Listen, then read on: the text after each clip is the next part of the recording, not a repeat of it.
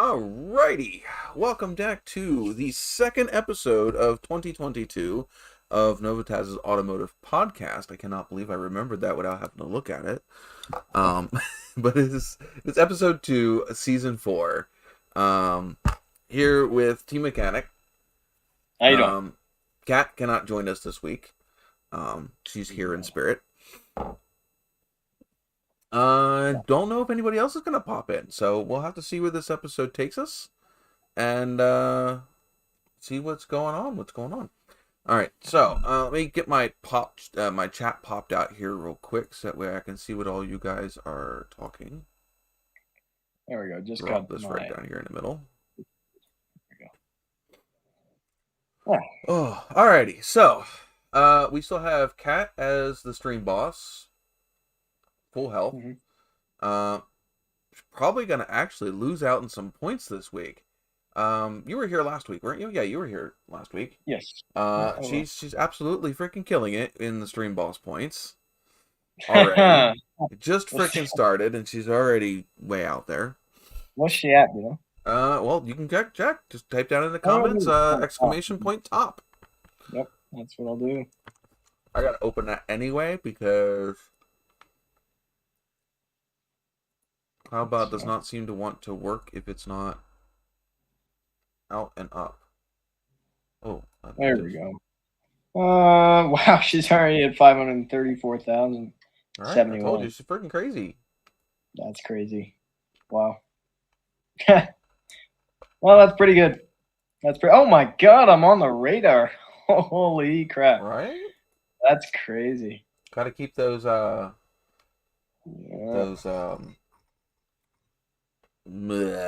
gambles and all that stuff going. Yeah. Wow. That you I do believe you donated to the community last week, yes. Which is also what helps put you on the bar. Absolutely, yeah. Well, that's why I donate, right? You know, just to get those. But yeah. So what's been going on in your world this past week? It's been a busy week for me. Howdy, Pilot. What's going on in my world? Well, this week we're getting all the windows in the house replaced. Oh wow! So like right after this live stream, everything, because this desk is literally sitting in front of one of the biggest windows in the house. The biggest window in the house is like literally right here. We have this window that's over here. You can kind of see the curtain for it in the background. So this whole desk setup. So my desk, the craft table, and then her two L desks, which are basically just a big C because they're put together, all need to get broken down and moved. That's awesome. So 2 complete computer setups and the whole craft station need to that's gonna be poof. That's gonna be real bad. And then of course, like I said, it's the whole house. So everything that's around a window needs to get moved. So we have a 9-foot couch in front of 2 windows out in the living room. That's got to move. Plus all pictures and stuff that are on the wall that needs to all go. And then the downstairs is the biggest one because I think our living room is. I mean our all the bedrooms upstairs. I don't think have anything near them. I don't think. So they're going to be. So are you doing any different? You doing any different sizes with the windows? Or no, they're just these ones are from like the early 90s. So like right when vinyl windows were just like becoming popular, they were not very good windows. Like some of them, you touch them and they just crumble because they're the vinyl's so dry rotted that it just cracks and breaks. Yeah, well, maybe it's a worthy investment. Yeah, save money on heat too. Yeah, that's the big thing. It should save us a lot in heat because the windows that are in this house right now, I don't think are double. They're like the basic double pane. Right. Yeah. So they're not very thick. They don't have a lot, So hopefully these new ones do a very good job at stopping the draft, which the ones that are in this house do not. Absolutely. Yeah. Well, that's adventurous in the least, I guess. Pilot, you should pop the hood and make sure it's still there. Somebody might have snuck out with it overnight. What I'm not familiar with a lot of the projects that are going on. I really should be, but Pilot, what are you working on? And you probably know too. Like what, Sean? Pilot doesn't What came up? really. Pilot is retired. His Yeah. last project that I know that he was working on, other than maybe his next beer. Oh, wow. Yeah. Uh, sorry. The last thing that I know of was the Corvette that he sold, because that's how he got to our channel. He had a Corvette and he couldn't get it started, and then we found out that it was locked up and it had bent some push rods and different things, and he had sold it.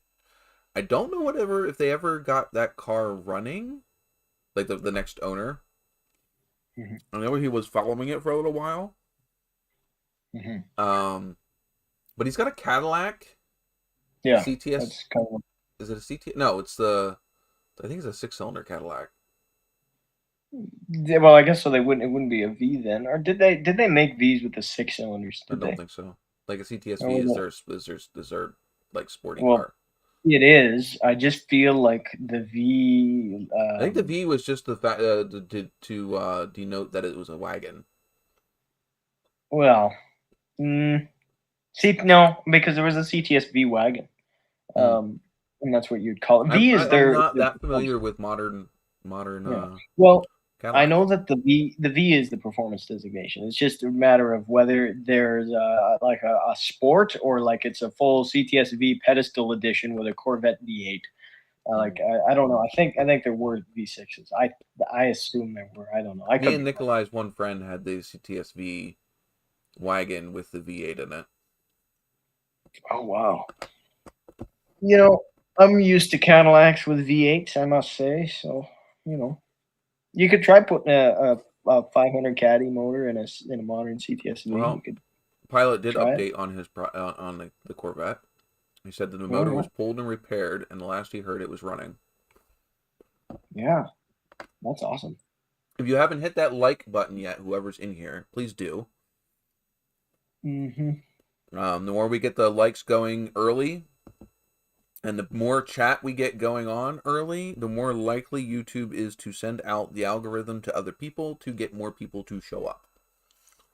And obviously, the more people that show up, the more interesting and better the live is. Yep. The more we get. Um, I might have to start seeing if anybody else wants to help co-host. You and Kat are great, but you guys can't always be here, so I'm gonna Yeah. have to start looking for more people that are willing to join and and can be regular on Sunday nights. Yeah. Plus, And the more it's new people we get in here, the more new stories we get. absolutely. Especially if they're very active in projects and different things, and we get a lot of updates. I should be getting active hopefully soon. Right now it's mainly job hunting. Right. Um, Yeah. by the way, I went and went to apply to there's a local tire oil change place near me. I'm not gonna mention their name because that's not very fair, because who knows, I may end up with that job, and yeah, I don't need that. But what I didn't realize was how little mechanic jobs are paying now compared to everyone else. Like What? they never climbed up the ladder with everyone else. Because okay, so you have your McDonald's, Burger King, Taco Bell, whatever worker, whatever local, whatever. Around here, they're getting paid around up to I think up to $11 or $12 an hour, depending on the shift and whatever. Um, I think most of them are under 10, but I mean, I think they're getting somewhere close to around there. Okay. I know that some a lot of the jobs that I was looking at, like to work at Walmart or whatever, you're looking around $10, $12 an hour. Okay, those are all what I would consider unskilled jobs. Mm-hmm. Don't really, you Yep. could walk in there and know nothing and go and work there. Okay, so and for the last 12 years I've worked in healthcare. Mm-hmm. Yes, I was going to mention that, just not right first thing in the live stream.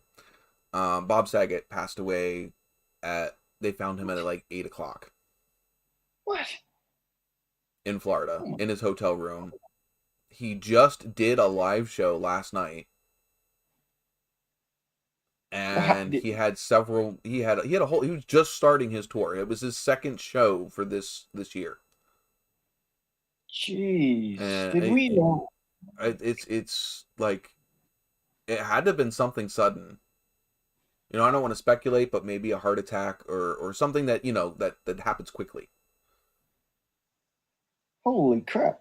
Well, that's, oh man, Yeah, he's a big he was, part of a lot of people's lives. I mean, America's Funniest Home Videos. He was yep. in shoot, come on, like Mary Kate Ashley Olsen Yeah. fucking TV show. Well, I don't know. I Brain knew is he was not actually working. Full House. That's what he was in. He was in Full House. Um, Here, let me pull up his movies and TV shows. Wicked Fabs. What is that? PA Doc. I don't know what that is. Message me like on my phone. Okay, yeah. Here's his movies and TV shows in case you're wondering. No, he's in a Um, lot of them. You're gonna be there for a while. well, I'm not going to list everything, but the main ones were, like I said, I AFV, think it was but Full Full House, House, wasn't it? Fuller House, How I Met Your Mother, even Dirty Work, Comedy Central, Rose, just a lot of big Mm-hmm. stuff.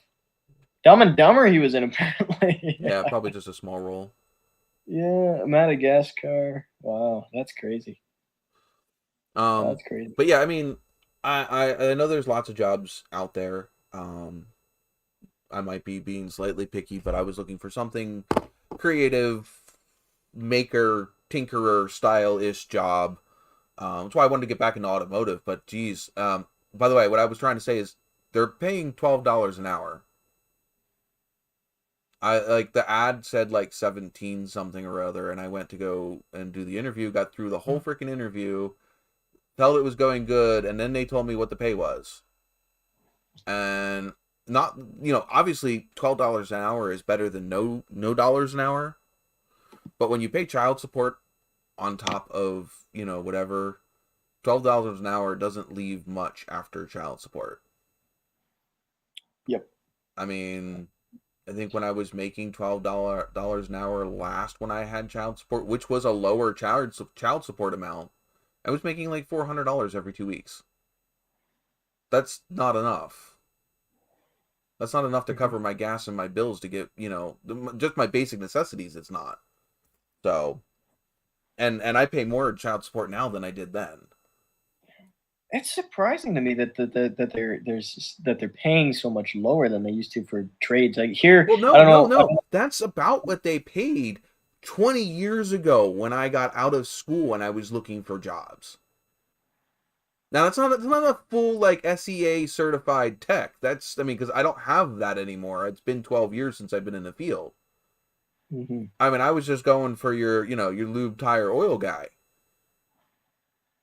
You know? Yeah, it will be closer to minimum wage for Yeah, but sure. that's like really low. Hi, Biggie. Yeah. Well, what's minimum wage there? Depends. I don't even know because I know they're raising it in like I think they're raising it in a couple months. Right. Okay. So I don't Well, I know. I don't mean, know what their minimum wage is anymore. I'm 38 years old. I haven't thought about minimum wage in 20 years. right. I have never Well, ever ever worked a minimum wage job. that's it's bittersweet. That's an accomplishment, sort of. My I first guess you could, job was my first job was $8.50 an hour, which is and that was above was minimum quite a wage. bit above minimum wage at that point Yeah. Yeah. by like a Okay. couple bucks. That's pretty Um, good. but yeah, no, and my last job was definitely more than $12 an hour. I haven't worked $12 an hour in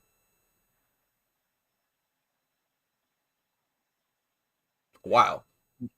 Mm-hmm. Last couple of You, jobs, I think my state hospital job started at something like $12 an hour, but I only worked $12 an hour for like a couple months, and then I got bumped up to their regular, which was like almost 13.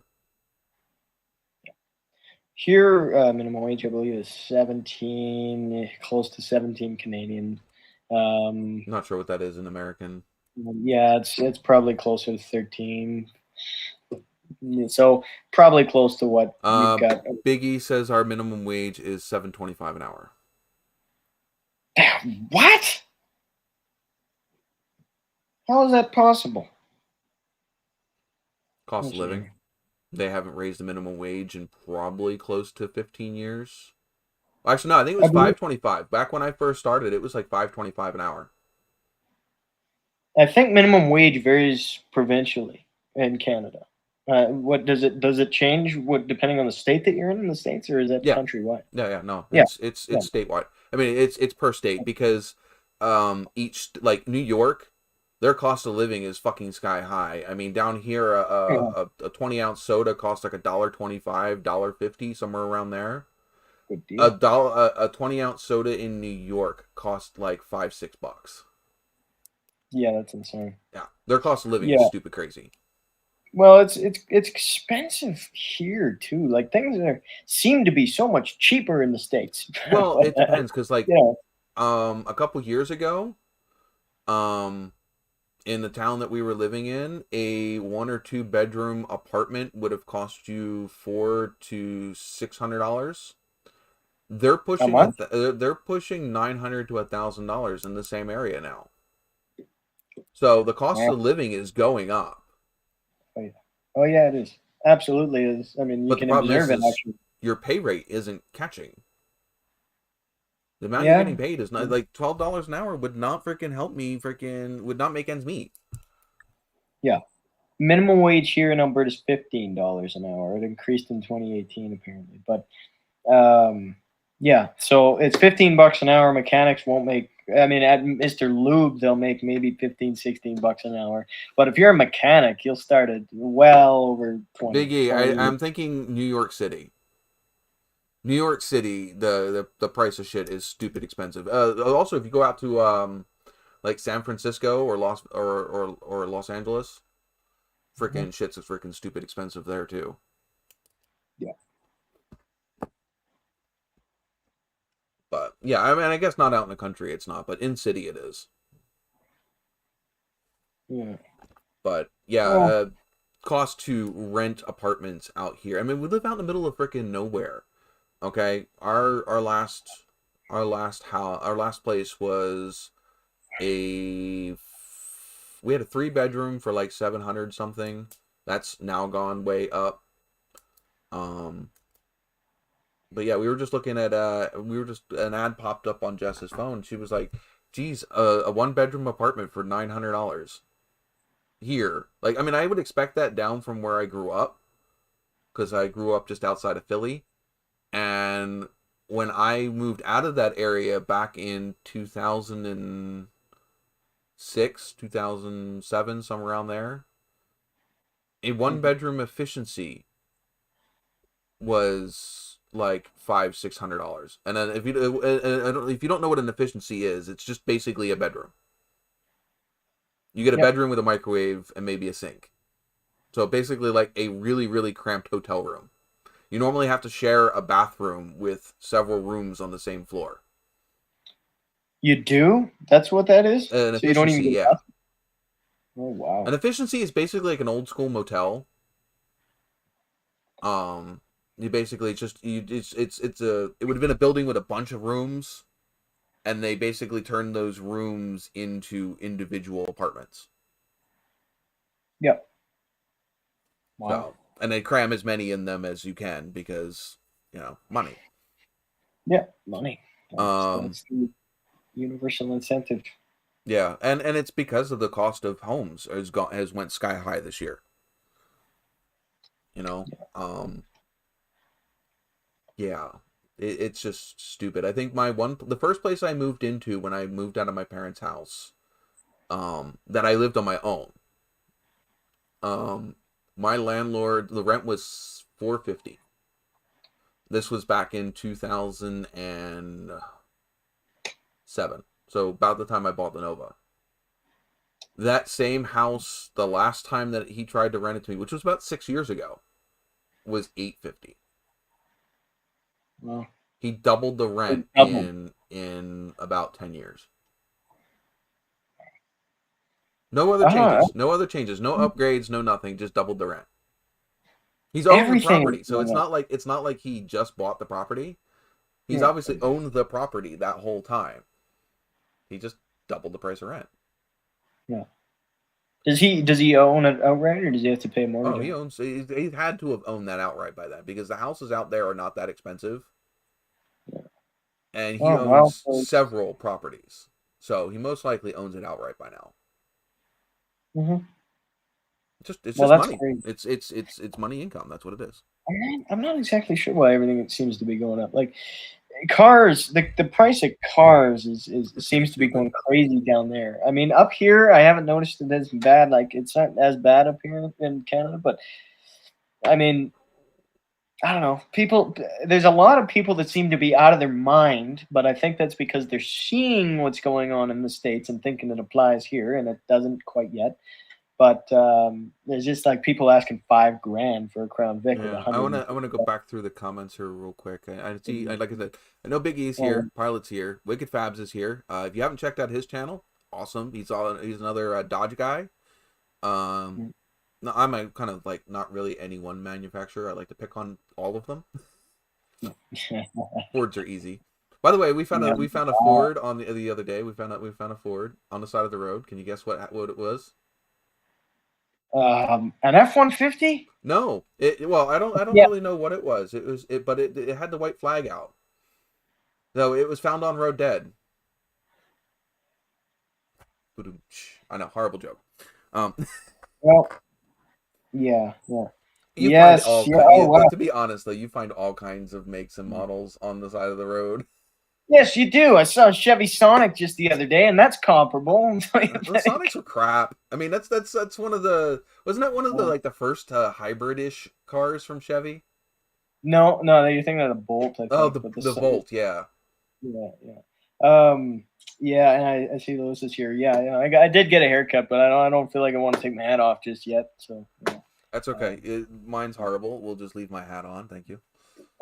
There's a bit of a story that goes with it. It's not crazy, but a guy came to the house yesterday in the evening. I'm gonna switch this because we're we're like staring away. There we go. Now it looks a little better. Yeah, there you go.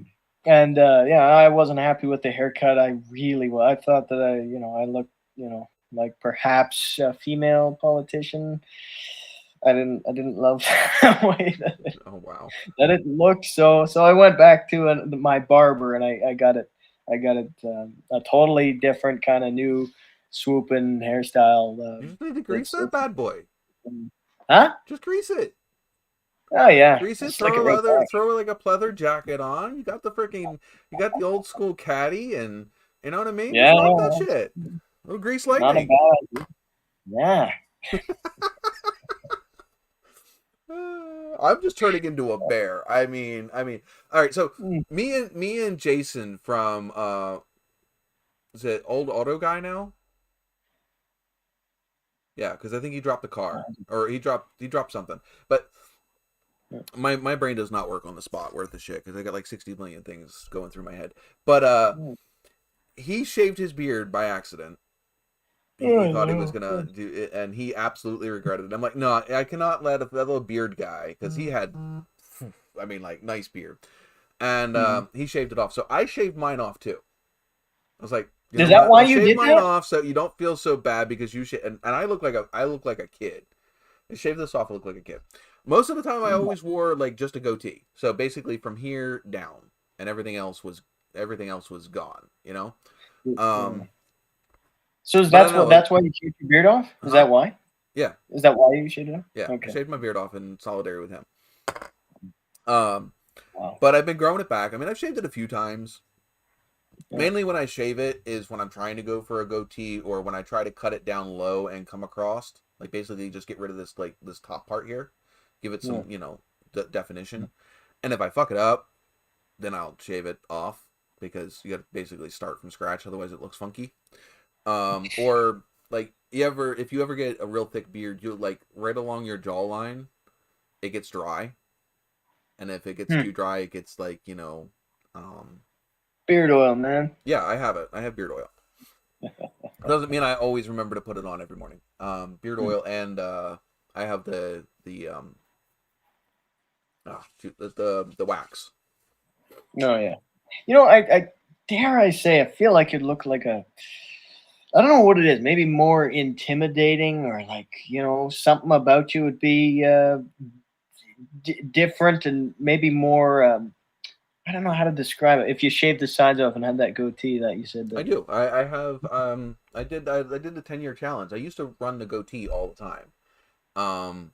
But since I gained weight, the sides of my cheeks are a little poofier than they used to be, and I didn't like the look of the goatee with like the chubby cheeks. So it's like, well, no, I've got the whole dad bod going on, and I got the chubby fat guy cheeks. I think it's time to hide that with the full beard. Yeah. Well, besides, I'm not going for intimidating. I'm going for the big cuddly dad bod. I mean, come on. There you go. There you go. My girlfriend does not like the longer beard. She likes it when it's shorter, but I don't like it when it's shorter, and it's harder to maintain when you got to keep it like the same level all the way around when it's short. I'm lucky enough to have a little bits and patches that'll come in and look really dark in a couple spots, and it looks really weird. This last November is like the only time I've been able to kind of have something that looks like. Keep shaving it. Keep shaving it, and it'll come in. It might come in. It depends on your genetics. It might come in because some people that just never comes in. Like Demolition Matt from Demolition Ranch, the Matt Kurger or whatever his name is. Yeah. He can't grow a beard with shit either. Really? No, he can't. I haven't noticed. I just noticed his beard. I mean, you notice Cletus from Cletus McFarlane, Garrett. He grew a fucking beard over the winter. Not a big one, but he let it grow out. Like he used to always be clean shaven. I'm pissed off with Cletus McFarlane or the whole Garrett right now because he's killing Crown Vics. No, he's not. He's keeping them from sitting in a fucking junkyard and rotting. He's at least using them. Yeah. And the thing is he's not just using them once and tossing them aside. If you've noticed, he uses them until they literally do not go anywhere anymore. The race. Yeah, I guess so. I'm not. I don't know. I just. Well, the thing is they were cheap. They're inexpensive. I mean, they're cheap and inexpensive and easy to get down here, because all the police forces they dropped the Crown Vics and they went to the new Interceptors. Well, all of those cars are just frickin' sitting places. We're up to our eyeballs in them. Well, people love them up here. The people when you need 25, when you need 25 of the same car, where are you going to find 25 of the same freaking car at a reasonable freaking price? Civics, I don't know. No, Civics are stupid expensive. Sonics, there you go. Sonics wouldn't hold up. No, they wouldn't. A Crown Vic is the perfect choice. Don't get me wrong. Yeah, I mean, it's a no-brainer choice. You pick a car. I mean, the thing is those cars, they're a fleet vehicle. So there are way more of those than most other passenger cars that are out there. But there's only 9.6 million of them. That's a lot. Where you could get upset is like my fourth gen Nova with them using them as dirt track cars when there wasn't that many of them to begin with. Yeah, I guess that's true. I mean, I'm glad at least they're not Aero Crown Vics. Those are the ones we need to save. Pilot, you need to take it to a dealer. There could be many, many reasons why the check engine light is on. It could be as simple as you need to change your oil. I don't want to undermine you there, Sean. Don't take it to a dealer. Just like Pilot's got a freaking a Cadillac that's probably still under warranty. Take it to a dealer. Oh, then yeah, I guess. I do believe he just had his transmission fixed. Take it back to the place you got the transmission done at. Sorry, yeah, you said it back here. Where what year is it? It's back here somewhere. It isn't new. It's like I would say not older than a 14. 2018. 14, I think, is what. Yeah, 2014. So, if I'm reading that right. Where So, does he have yeah, that I mean, somewhere you could take written? it to the dealer, you could spend a couple grand on a scan tool and figure it out. Your You don't call. even need a couple grand on a scan tool. I mean, check engine light, you can read codes with a freaking 30 40 Yeah. dollar one that you can buy at your local auto parts store. You're right, but you can't read all different modules. I mean, I've got an Autel Well, right here that aren't I you got. just special? I've got the $30 special. Nah, that's a good one right there. But then again, most of my cars are 2012 and older. Yeah. Well, I Almost got this everything I because need, I can figure it out. I can't yeah, test different. I can't turn on and off sensors and different things like that. yeah, exactly. Well, I mean, I got this thing isn't bi-directional, so I can't turn on big things like the fuel pump and things. Like I can't do that. I can bleed an ABS pump or something, like turn things on that way, but I can't just turn whatever I want on. So, but I got this because of how many other people's cars I work on. Like someone brought their Nissan to me, and I just can't. Yeah. Well, My special little. the little $30 one points me in the right freaking direction. If it's something that I feel that I need to take a little bit more, whatever, Yeah. then I'll dig a little deeper. But Well, and that's perfect for your own car, but yeah, that's good. Like if you've got something that's you just want, that's perfect for that. It's just I needed something, and this wasn't all that expensive. Like it was on sale, but this isn't like the one that's thousands of dollars and yeah, I ridiculous. mean, my old stepfather, he was a certified mechanic, so he had the full on snap on. Oh yeah, I could basically turn your car on and have it do disco fucking lights bullshit. Um, yeah. but yeah, Well, take it to the snap dealer. It on. might be something stupid. It, Yep. it, it might have stumbled or whatever, and you know, our green Kia does that once in a while. If you leave it sit for a couple days, it's got a little bit of an oil drip that drips down into the combustion chamber. It fouls the plug. So like when you first start it up, it misfires a little bit. Like if you let it sit Mhm. for a couple days, and then it's fine. Once you get it out on the highway and you clean it out, it's fine. But it'll still throw that engine code for the next however many miles until it key cycles out. I remember the check engine light came on. My dad had a 2016 Fusion. I like the car, but I mean the check Fusions engine aren't light came on bad. just before he was gonna trade it in for his Ram that he's got now, which is such an upgrade. Oh, now he's got a Chrysler product. It's a But truck. It's anyway, an upgrade from a freaking car. yeah, you're right. It is. I'm not gonna It doesn't pick matter on if it it's a because 30-year-old it truck. hauls It's my still an garbage upgrade home. over a car. Well, it hauls my crap home, so So I there you can't go. fault So that's the reason I have a it. truck. I have a truck so I can haul my shit home. Yeah, well, there's a truck, a Ram. I think it's like probably a 1990. It's still an older. It looks older than it is, but I don't know. It's got 380,000 clicks on it, so it's like 200 and I don't know. Oh, well over a quarter million miles. But it's got a Cummins 12 valve Cummins, and I might buy that to see. I don't think it's turbo. I don't think it's got a turbo, but I'm not sure. Don't I know. don't know. But anyway, yeah. So what I was gonna say, the my dad's Fusion had a check-in light came on just before we traded in. It was for the fuel something, not the fuel canister, but the fuel just something purge valve. That I don't think it was the tank purge valve, but it was I don't remember. I don't The remember the evap exact purge term. valve? It was a what? Evap purge valve? That's what it was called, but I feel Yeah, like I'm drawing a blank. it goes from it's it's the tank purge. It's for the tank. My I my feel like it was green for the my tank. green Dodge. My freaking god. That was the plague of that truck, was tracking down the evap code, because Yeah. it Oh could yeah. be everything. It could be the purge valve, it could be a canister, it could be a leaking fucking vacuum line, Yep. it could be the canisters Well. themselves. It's everything from the Hmm. tank to the engine in that Yeah. whole evap system. So if it throws that one code, it could be anything in that whole system. And if it's Yeah. not the purge valve, it's a pain in the ass to track down, because it's the first thing I replaced was the purge valve. The next thing Yeah. you replace is the canisters. And if it's not Yeah. one of those two things, it's a line somewhere in between the tank, Yeah. or Well, the it could first be an thing you electrical replace, issue. It could also first be thing you replace is your gas cap. well, it could It's be, from stuff. but I had a brand new gas cap on it, so it wasn't that. Yeah. Well, You I don't keep know. it simple, And stupid. You replace all the easy to freaking change and track down parts first.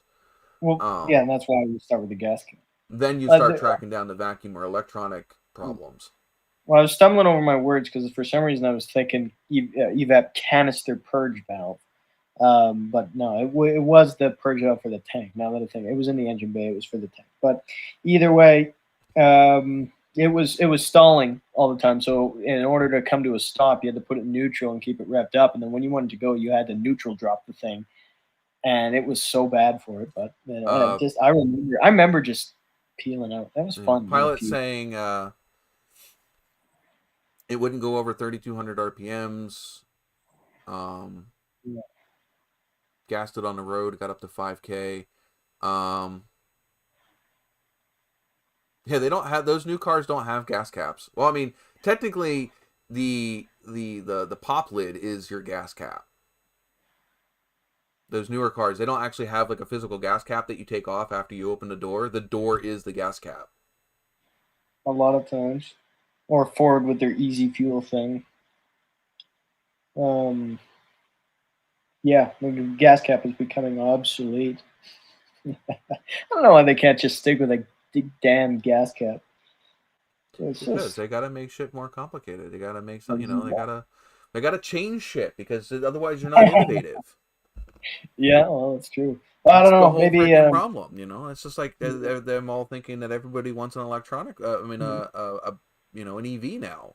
No, yeah, exactly. The EVs are great for certain things. Not everybody wants one. Yeah. You want one? That's fine. It's great. I'm not saying you can't have one, but it's just like everything else. It's like, don't force something on me because you want it. Yeah. Yep. Yep. Exactly. Well, you cannot delete the whole E-system on the second gens. If you still wanted to not pop a fucking code light, you still need them to pass emissions. What will fail? Will a light, an idiot light, cause it to fail? An idiot light will fail an inspection down here in PA. You cannot have a check engine light or an ABS light. I mean, that's insane. Yeah, you can't have either a brake light or the check That's engine ridiculous. light on to pass an inspection here in PA. Up here, you can have everything but an airbag light and the brake light that, with the red exclamation point. You can have everything but that and well, the ABS light. The ABS where light. we're at in PA, I don't have to pass emissions because I'm up here in the mountains. It's per population density. So if you're below a certain population density, if you got a brake light on in PA, yes, you will fail. You will fail a safety inspection with a brake light on. Yeah, that makes sense. Yeah. I failed my inspection just for having a leaky fucking axle seal. Brakes worked just fine, but I failed because of a leaky axle seal because it was dripping onto the freaking brake rotor. Yeah, that makes sense too. But yeah, no, if your brake light is on in your vehicle, it means that it's not creating enough pressure to trip it. Well, then that's on you. Technically, you should having the brake light on in the dash should fail an inspection because it's a safety problem. I mean, I'm not telling anybody how to do their job. I mean, whatever, but technically it should. And if you go to a big tire store or whatever to get your car inspected, where they have the big freaking bigwigs breathing down their fucking necks, yeah. If you let a vehicle walk out the door, look at our Kia Soul.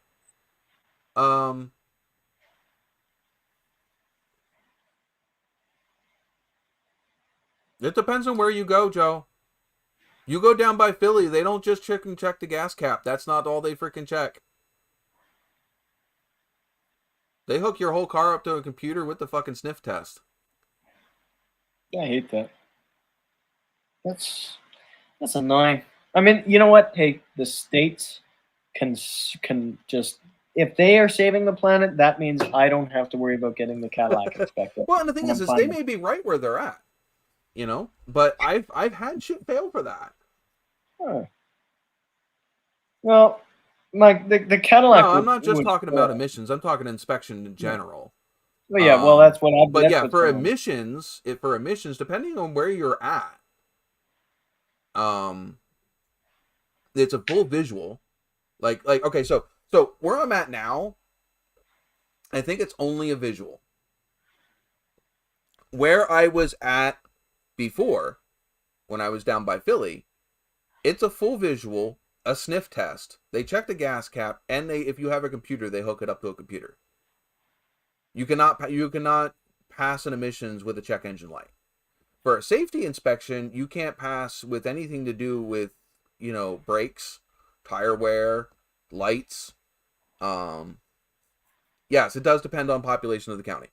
There's you can look it up. There's a whole map that tells you which counties have emissions and which don't.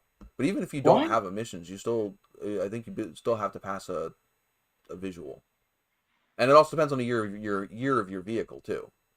Why does the states make everything so complicated? Because again, you got to think about it. If it's like my '79 TA, emissions were different back then than they are today. So to expect a car from 1979 to pass today's emissions is kind of freaking silly. Yeah. It just has to pass the emissions regulations for the time that it was in. You know.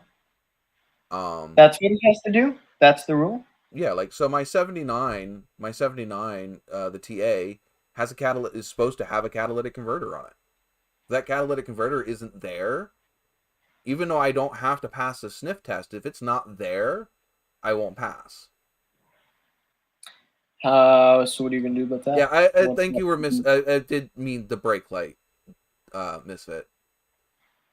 I think my chat is really behind, or I'm really behind with the chat. Because I thought I already cleared up. I meant brake light, not ABS light. No, that's relevant. That's Yeah, because I don't know that an ABS light will fail. My Crown Vic had so my Crown Vic had an ABS light. But ABS, it's the brake light is what I'm thinking of. Yeah, because I'm thinking now my Crown Vic had an ABS light, and no one cared. My van though had an airbag light on, and it wouldn't. We didn't actually have to get an inspection. I'm trying to read the chat because I feel like I'm not answering questions or hitting topics when they're freaking talking about them. I used to have an evap problem somewhere in my truck. Big E says he has one in his. My green truck that I had, the other 01 Ram that I had before this one, I couldn't get the truck inspected because I couldn't get the freaking check engine light to go off because of the freaking evap. So I think I'm gonna end up staying till 10 your time. Sean. Okay. Let's see. Remote start won't work. The whatever the check engine light is probably keeping it from remote starting. Oh yeah, a check engine light is that's exactly what it is. That's 100%. That's exactly what it is. Yeah, I guess chat is not. It's not. They're not chatting as fast as I thought they were. Nobody is sitting here and farming for NOVAtazz cash right now, which is funny. I can fix that. By the way, if you guys would like to kick Cat off of the stream, boss, small donation to the channel, so do it. I could definitely use it right now. I have no income coming in whatsoever except for YouTube. Let's see. Yes, depends on population of county. I don't know what Wicked Fabs was talking about for the WoW. Check emissions in Wisconsin every 2 years. Only plug in the diagnostic port. No safety checks. No. Again, like I said, depending on where you're at here in PA, and depending on what year your car is, depending on what you have to pass. CEL shops remote start. Yeah, check engine light stops remote start. Florida only did emissions for 1 year. They did an air quality check when it started, and again 1 year later, no change in air quality, so they did away with emissions inspection. Yeah, it's really hey, of course, Cat's here, so now we're going. Cat's already freaking protesting me trying to kick her off a stream boss.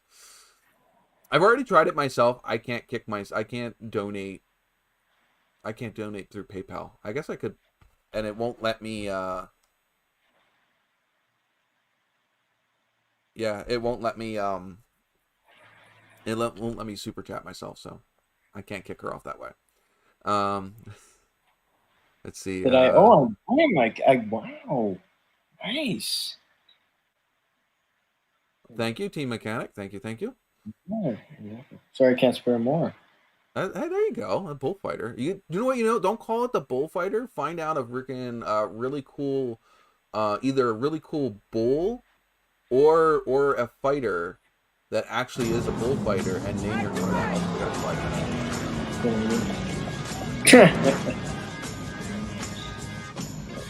All right. Well, we're still under a caution. Oh yeah. I want you to back out on that track and hit the pace car. Hit the pace car? Hit the pace car. What for? Because you hit every other goddamn thing out there. I want you to be perfect. Go on, go. It's this way. God, I love that. It's so much better than the one that I had last year. Can't go wrong with Days of Thunder. Anyway, so but yeah, I would find a bullfighter or a bull that has a name that you like and call it that. Well, I don't know the name of any matadors. Look them up. It's Google search. I don't know how to use the Google. Oh, BS. Yeah, I'll figure it out. I just, I don't like matadors. I don't Cat, like. You know what? Cat got smart. Oh. I bet you that kicks her off and puts her back on. Wow. Because you just missed freaking stream boss by like a freaking. What if the bull identifies as a cow? Oh well. Then it's got mad cow disease.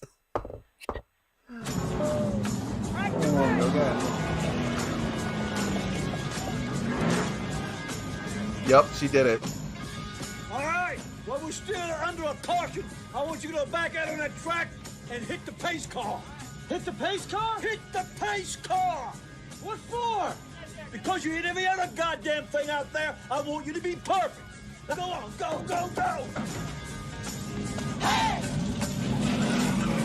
See, Kat's already figured out how to manipulate the system here.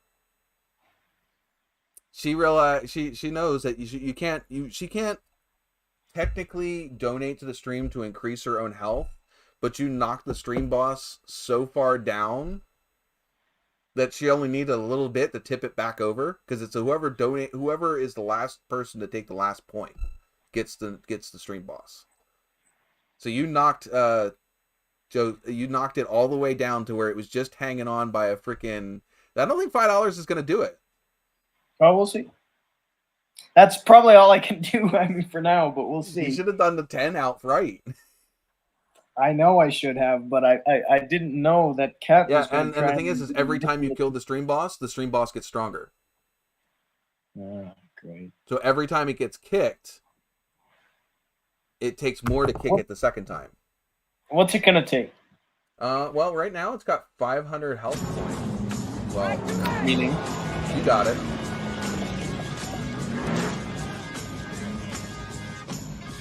Now it's up to 1374. It was at 5. I guess no. I guess it's whatever.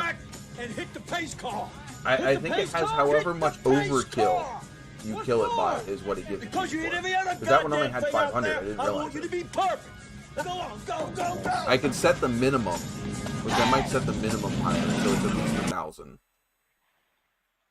But anything over that is overkill, and it takes that much more to kill it. So depends on how much you overkill it by. Depends on how much points you have as the next stream boss. Well, that's all that I can. Hey, I appreciate it. I do not expect people to have to chat. It's just a fun. Yeah, it is fun. This is not. I mean, it's. But now you're at the top of your name's down there as the stream boss until somebody kicks you off. Nice. I feel good about that. Poor Cat. She got one stream out of that. Yeah, you know, I think Maybe because somebody could kick you off before the end of the live stream. That's true. But I mean, even still, it still adds to your NOVAtazz cache too. But I also just like seeing the little thingy pop up. So yeah, we have a new. I don't have a new one for subscribers. I do have the longer version for the PayPal, and then I have the new one for the super chat. Hell, there you go. You're done. The pilot just killed you. Sake. Wow. You've been slain. All right, hold on. It's gonna pop up here in a minute. You've been slain. Oh wow. Nice. I wonder how many people do I even have? I don't think I even have 10. Oh no, yeah, I'd have more people now. Yeah.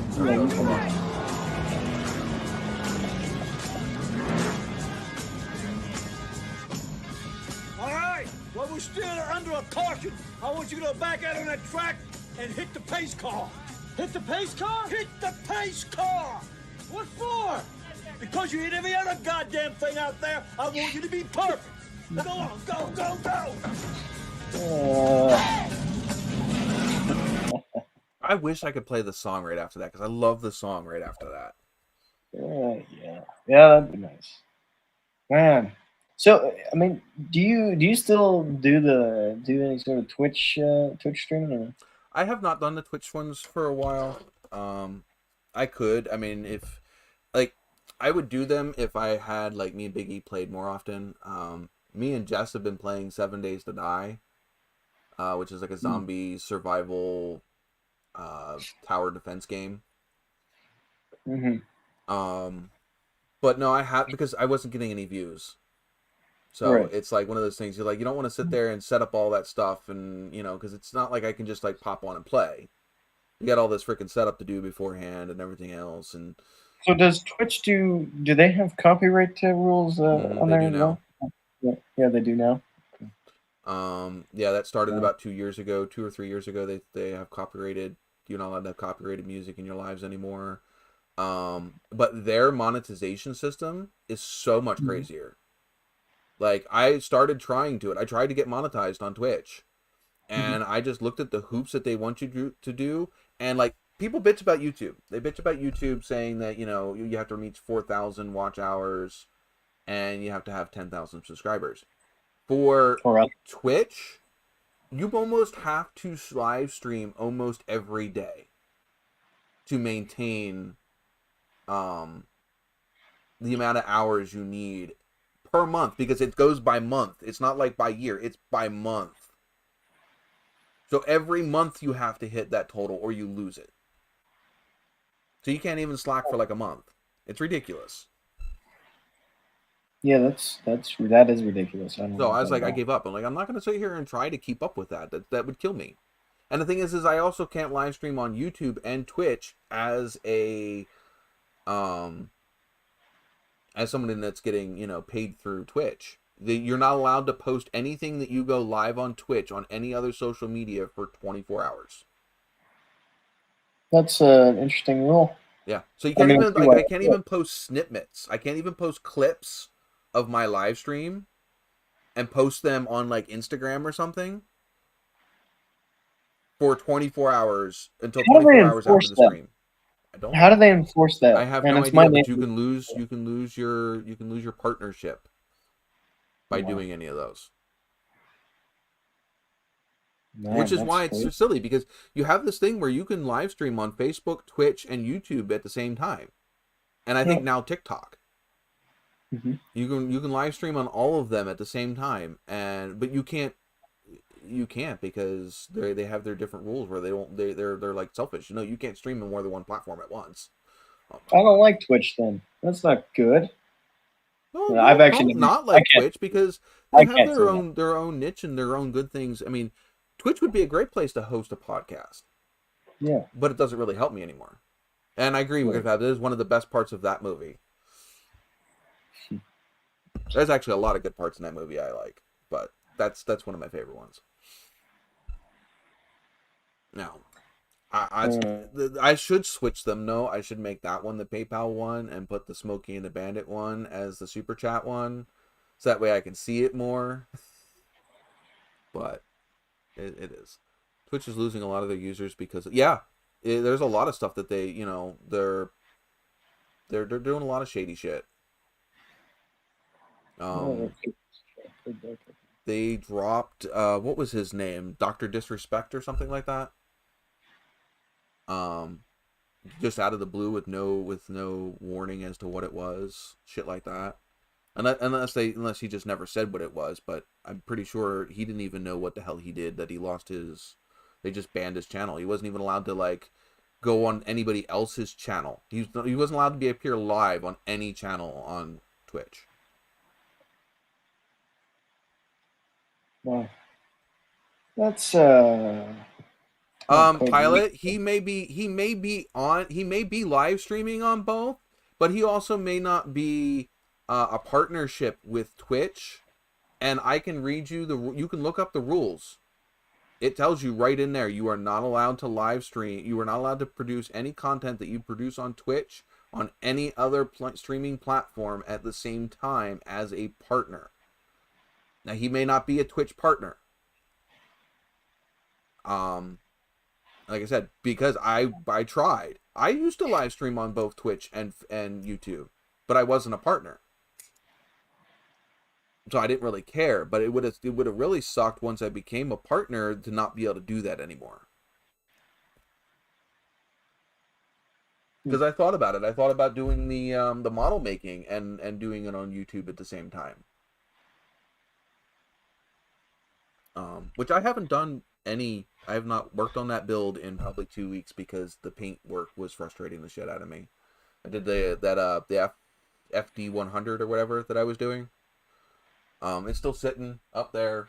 I stripped the body again because I was just getting way too much arm peel, which I said this last live stream, but I don't know who all was here. I just haven't touched it at all this week. It involves me literally having to put a heater in one of the walled-in porches, and everything else. And I had to go steal that heater that I was using and put it down in the basement because the basement got too cold. Because the smart people here that owned this house before, it used to have one of those oil furnaces, and they took out the oil furnace and they put in all electric radiators throughout the whole house, which means now there's nothing to heat the basement because there's no furnace down there burning. I like oil heaters. It's too bad. I like oil heaters and all. I would prefer coal over oil, and I would prefer natural gas over any of them because natural gas is the cheapest. Well, natural gas is what is used up here. That's how it's used. Oil is expensive down here. It can get up. I've seen oil up above $4 a gallon, and $4 a gallon when you have a 300-gallon tank. It's a big chunk of money. Yeah, you're right. I will say, and it's not the most efficient either. Yeah.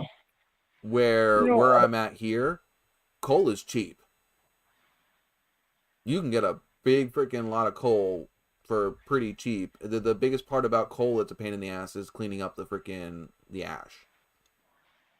Yeah, wow, that's crazy. It's actually kind of an interesting, bewildering, kind of thought to think how, even just down in the States, people heat their homes. Because up here, it's the infrastructure is natural gas. It's what everybody uses to heat. Just regular furnaces. They have natural gas and everything. It just depends on what people chose to hook up. And yes, I agree. Electric heat, especially electric baseboard heat, is stupid fucking expensive. Oh yeah, that's what it is in this room. You're looking at $400 plus a fucking month in electric bill. Exactly. I mean, there's three. The electrician was an apprentice. He didn't totally know what he was talking about. So this is a garage I'm in, and it's attached flex space for all these fun activities of storage. And there's 3 baseboard heaters, and it's so insanely hot and expensive in here. I mean, you can turn it down. There's 3. It's overkill. It's ridiculous. But the back garage has one 500-watt, 120-volt heater, baseboard heater. So everything freezes out there. It takes the edge off if it's minus 30. Yeah. But out. Well, I mean, my garage isn't heated at all, nor is it insulated right now. Well, that sucks. It did have some sort of fireplace in it, because it does have a chimney out the top, but there's nothing to put wood in and light it. The bad thing is, we built that garage. When we bought this house, there was, I mean, I don't even know if there was a garage back there when this place was built. It's weird because we didn't have one. So when we were renovating the house, we had to have one built. My dad had one built. He had the money to he was like, okay, this is what I wanted. I want to have a garage. Of course, now it's coming very handy.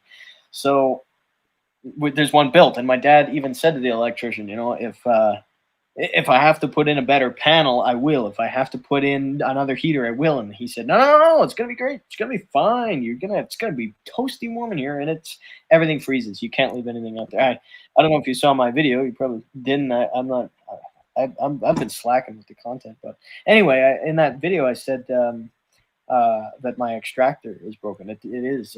I let the carpet extractor. I left one of the both tanks full. So it's totally ruined now. It's like, oh, it sucks. Totally. So I mean, the vacuum still works. Well, Pilot says that he has banners, but that may not be banners through Twitch. Those banners could be through a different ad company.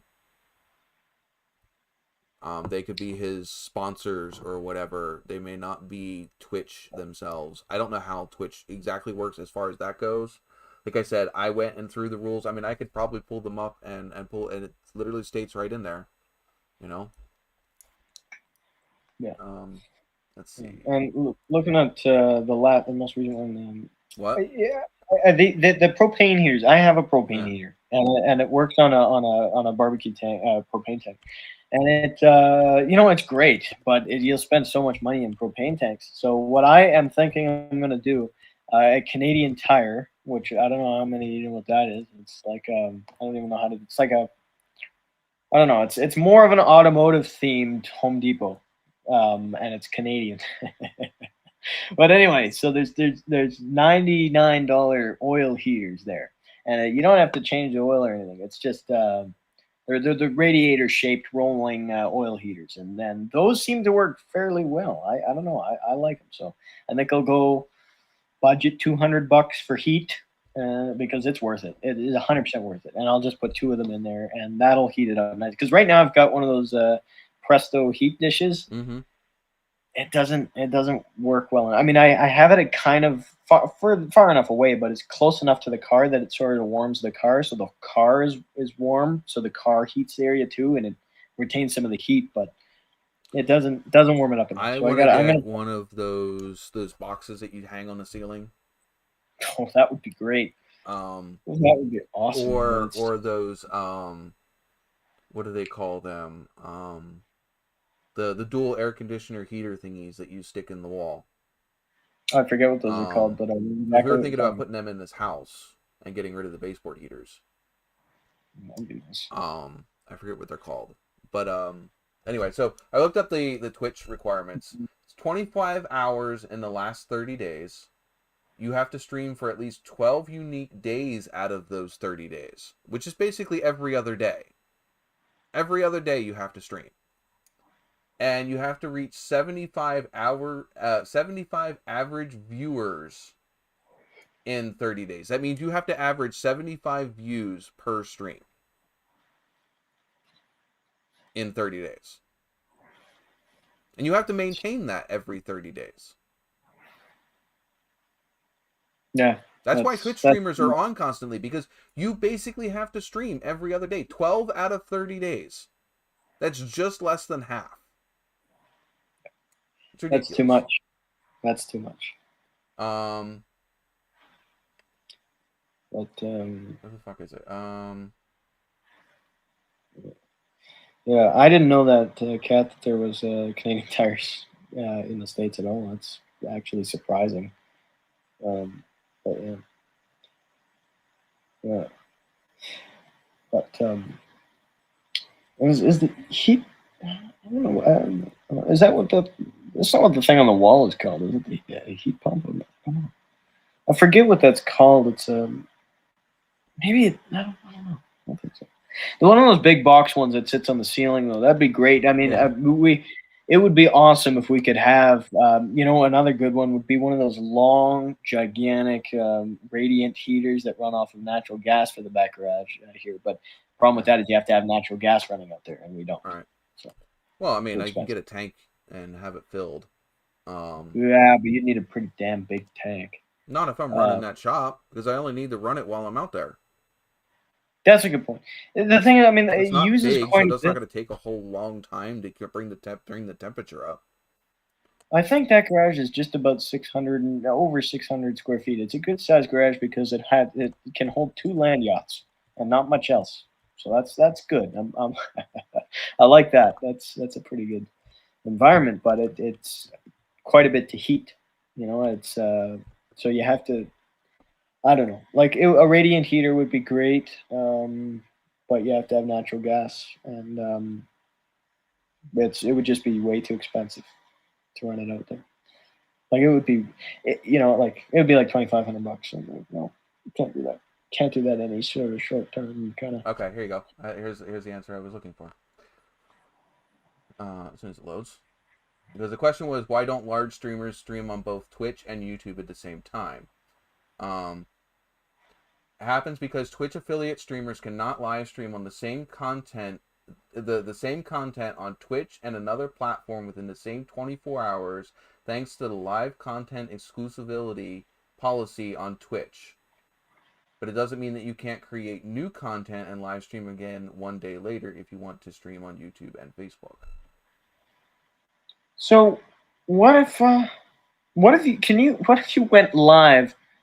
What if you took? Well, I guess. So if you took this phone and went live on YouTube and were filming yourself doing this thing over here, and then took this laptop and went live on Twitch over here. No. And you're doing two different things. But it's still the same content. Okay, so I guess that's not fair. I don't like that. But yeah, it's part of their policy. It's what turned me away from streaming on Twitch, was the fact that I can't stream anywhere else so any content that I record on Twitch. So if I were to do any gaming or whatever, I can't stream that on YouTube as well. Yeah, I don't like that at all. I don't like that one bit. Like I said, as a partner. I mean, when you're smaller, you're not getting paid. They can shove it up your, you know what I mean? Don't care. You're not paying me. You know, but it's different when you're getting paid. They have that freaking, I don't play nice with others freaking rule. Now I can live stream on Facebook and YouTube at the same time and not encounter a damn problem. Yeah. But the thing is I kind of want the viewership here. Because this is where I'm monetized. This is where I need the views and the interactions and the comments and all that. So incentively, it's more incentive for me to live stream here than on Facebook. Though I may end up getting more views on Facebook than I would here. But you want to build the viewership here. Yes, because regardless, right now YouTube pays me a hell of a lot more than Facebook would. And I hate Facebook's marketplace, or they're not marketplace, but they're marketing. Mm-hmm. I don't like the fact that I have to pay Facebook for them to share my content to the viewers that I already have subscribed to my page. They do not push my content to all of my subscribers on Facebook unless I pay for the ad. That's a good point. Can you get monetized on Facebook? You can eventually, but it takes a whole lot. Mm-hmm. But again, like I said, it's ridiculous. I don't want to have to sit here and pay Facebook for the people that sign up to see my content Mm-hmm. It's just that doesn't seem reasonable to me. If you like my page and you want to see content on my page, if I post something on it, it should show up on your page. I shouldn't have to pay you to put it on somebody's news feed that's already a subscriber to my stuff. how can you set up the whole join thing, the join button on the channel? What does that do On for you? Facebook, or I mean on YouTube? On YouTube, yeah. It's a membership thing. You have to have over, so you have to, number one, you have to be able to get ads on your videos. So you Yeah, have to be part of the partnership program. Yeah, And then there's a whole thing in your studio for memberships. Oh yeah, that's true. I don't have it on mine because I don't know what I would offer any of you guys that were willing to do that. Besides, right now, yes, I have you guys that like to donate to the live stream. You guys play with the stream boss and all that, and I definitely appreciate that. But like, I also have things like I have things where I'm actually giving back for getting money, like the Teespring, the t-shirts and stuff like that. I feel I'm giving you, you're able to get something back for the money that you're putting forth for that. When it comes to, and yeah, it's really funny because on the one hand, the content that you guys that we all put out as content creators, yes, we should get paid for. It's content. It's whatever. I mean, there's a bunch of really bad content on YouTube. I can't tell you how many videos I started watching. I'm like, why am I even watching this? Misinformation, reused somebody else's information, whatever it is, just like, sucker you in here to get views. We were talking about that the other day with was it those Facebook ones where they're like, watch till the end, and then they do this whole thing, and then sometimes it never even has a conclusion, or what happens at the end was nothing. Like, they mixed all this freaking crap and they made you in suspense all the way to the end because something special was supposed to happen at the end. No, you just have a pile of mixed crap on a freaking plate. Thank you for wasting 5, 7, 8 minutes of my freaking time because I was waiting to see something, and no, there's nothing. Oh, look, it just made crap. It like stuff like that. You find that stuff on YouTube too, where it's like, maybe you're watching something about a video game or something. They're like, oh, we're gonna show you this secret, and then they never get to it. Like, well, thanks. You just totally, wasted 7, or they putz around and do stupid shit for like most of the video. And then, like, the last 10 seconds was what you actually wanted to watch. I find most of that is on TikTok and YouTube Shorts. So at least it's a minute or less. Oh, yeah, and the thing is, or it's something where you're confused about what you're looking at, so you end up watching it, like, 17 times just to catch what the hell you were actually watching. Yep. And then it's like, well, yeah, you just got 17 views. Yeah. Way to throw your metrics out there, but they weren't actually somebody wanted to watch it 17 times. Yeah. Yeah. Instagram does that. Instagram and Facebook both do that because you can't pause the video. So if you go to the video and then you go to the comments because you want to see what the hell the video is actually about, because maybe somebody in the comments knows, it plays like 17 times. I don't know why I'm stuck on 17, but you know what I mean. It plays how many times while you're sitting there watching reading the comments, trying to figure out what the hell you were watching. That's part of why if I see somebody put up a short, sometimes I'll just skip right the hell over it. Yeah, I don't know. I have trouble doing that. I don't know, but ADHD, yes, I'll get stuck in a trap. I'll go to watch something that I thought was interesting in the freaking thingy in the Facebook scroll bar, and the next thing I know, I've watched like 17 again, 17. I'm stuck on 17 today. 17. The letter of the day, the number of the day is 17. Go get a lottery ticket. And just put 17.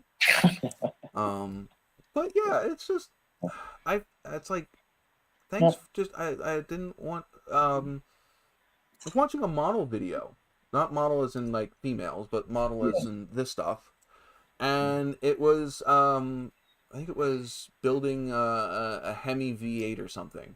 I started watching it, and I'm like, I'm 15-20 minutes into this video. It's been edited. But literally, he hasn't gotten past putting the base part of the engine together. What is it going to be? 45 minutes of just detailing an engine, and it's not even like it's satisfying to watch? Because there's other channels that I have that literally, they only build smart parts of the car, but they're high detail. Like a lot of scratch building and things like that, and, things that don't come in the kit. So it's different. You're kind of learning something. Go ahead. What is kit bashing? Kit bashing is where you take, like, let's say I have 2 kits. Yeah. Right? And I take the parts from one kit and add it to the other kit.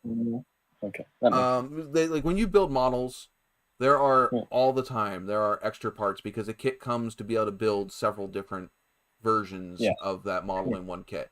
So you end up with a bunch Yeah. of extra parts, or you have parts that like say you could build this whole car, but you're only going to see the outside of it. So all of this stuff you're never going to see once you put it together. Sometimes Yeah. some people leave that stuff out. Mm-hmm. Or you have people that literally buy a model because they weren't certain parts that are in that kit. They don't care about the rest of the model. Mm-hmm. Um, Well, I tires, heard that. yeah. I heard there was a Titanic model, something or other that I had been putting together, and I heard I watched the video regarding it, and it was something about kit bashing, and it was some I didn't I didn't know what it meant. That was stuck with me because I didn't know what it meant. Yeah, it's basically just using parts from another model to finish to put a model together. Sometimes you can completely kit bash a model that never existed. So Yeah. like literally, you are not starting with a particular model. You're just let's take all of my spare parts and see what I can glue together to make into something. That kind of like I admire that. That's cool. I You like can that. I mean, I model haven't really however got. you want to. If I you're if like you know model like I don't know why I've always kind of been into ships. I don't know why. I've seen So I people mean, turn regular like battleships and like actual like sea ships and turn them into like spaceships. You know, all kinds of stuff. It's pretty cool what people will come up with. I saw somebody make Mr. Howl's if you're an anime fan, Mr. Howl's castle, basically a walking moving castle, and they kit bashed that out of garbage. Like guard. yeah, like soda bottles and takeout containers and all kinds of stuff. Basically stuff you just find laying around. And it looked pretty damn freaking good. But yeah, you don't even have to have an actual designated model to you can scratch built from nothing. There's Part of the something actually I skill. want to show before I forget. I got this from eBay today. This is Hubcap. an AMC hubcap for the Matador. Oh, there you I go. have three. I have three that are in like infinitesimally worse condition than this one. That's kind of like driver Um, quality. It looks like. yeah, well, this one's like even I'd say a little above that. Like honestly, you can I mean, still I see see the some black. nicks and scratches on the center, Oh yeah, and and the there's paint's a a little one part. chipped. We would call There's that this. driver quality. Well, I guess so. Yeah, yeah. Okay, I guess so. Maybe. If it didn't have the paint chips and it didn't have the dents, then it could be a little bit higher than that. But it's got a dent in it. It's got chips. It's driver quality. It's a nice piece. Don't get me Oh wrong. yeah. That's a nice, and it'll fit it'll you know your car's not showroom, so it'll No, look like it belongs there. you're right. You know, I'm gonna grab one of the other hubcaps and just show you because look at these letters at least. Oh, Like it's nice looking. It's a good like driver quality piece, but it's still a driver quality. maybe it's more grandma quality. Well, if it was grandma quality, there would be a lot more road rash on it and curb rash and everything else They on it. all seem to have this kind of dent on all of them. I don't know You know why. why? I can tell you What? exactly what that dent's from. Tell me.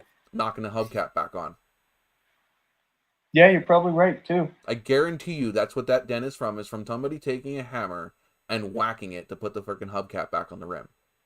Why would they do that to them? It didn't make a ton Because of people sense. don't care. Those weren't like the Matadors. I They won't hear weren't it. high end car. They were just a car. Yeah, you're right. Kind of like Crown Vics are just cars. God, ridiculous. Okay, well, let me grab another hubcap. I'll be right back. Hey, there you It's go. not far. Pilot's got 376 Eldorado hubcaps. Oh, that's cool. Those are cool. I've got 473 Eldorado hubcaps. Are they on your car? They are. There All you right, go. I'll be right back. Where are we at as far as points wise?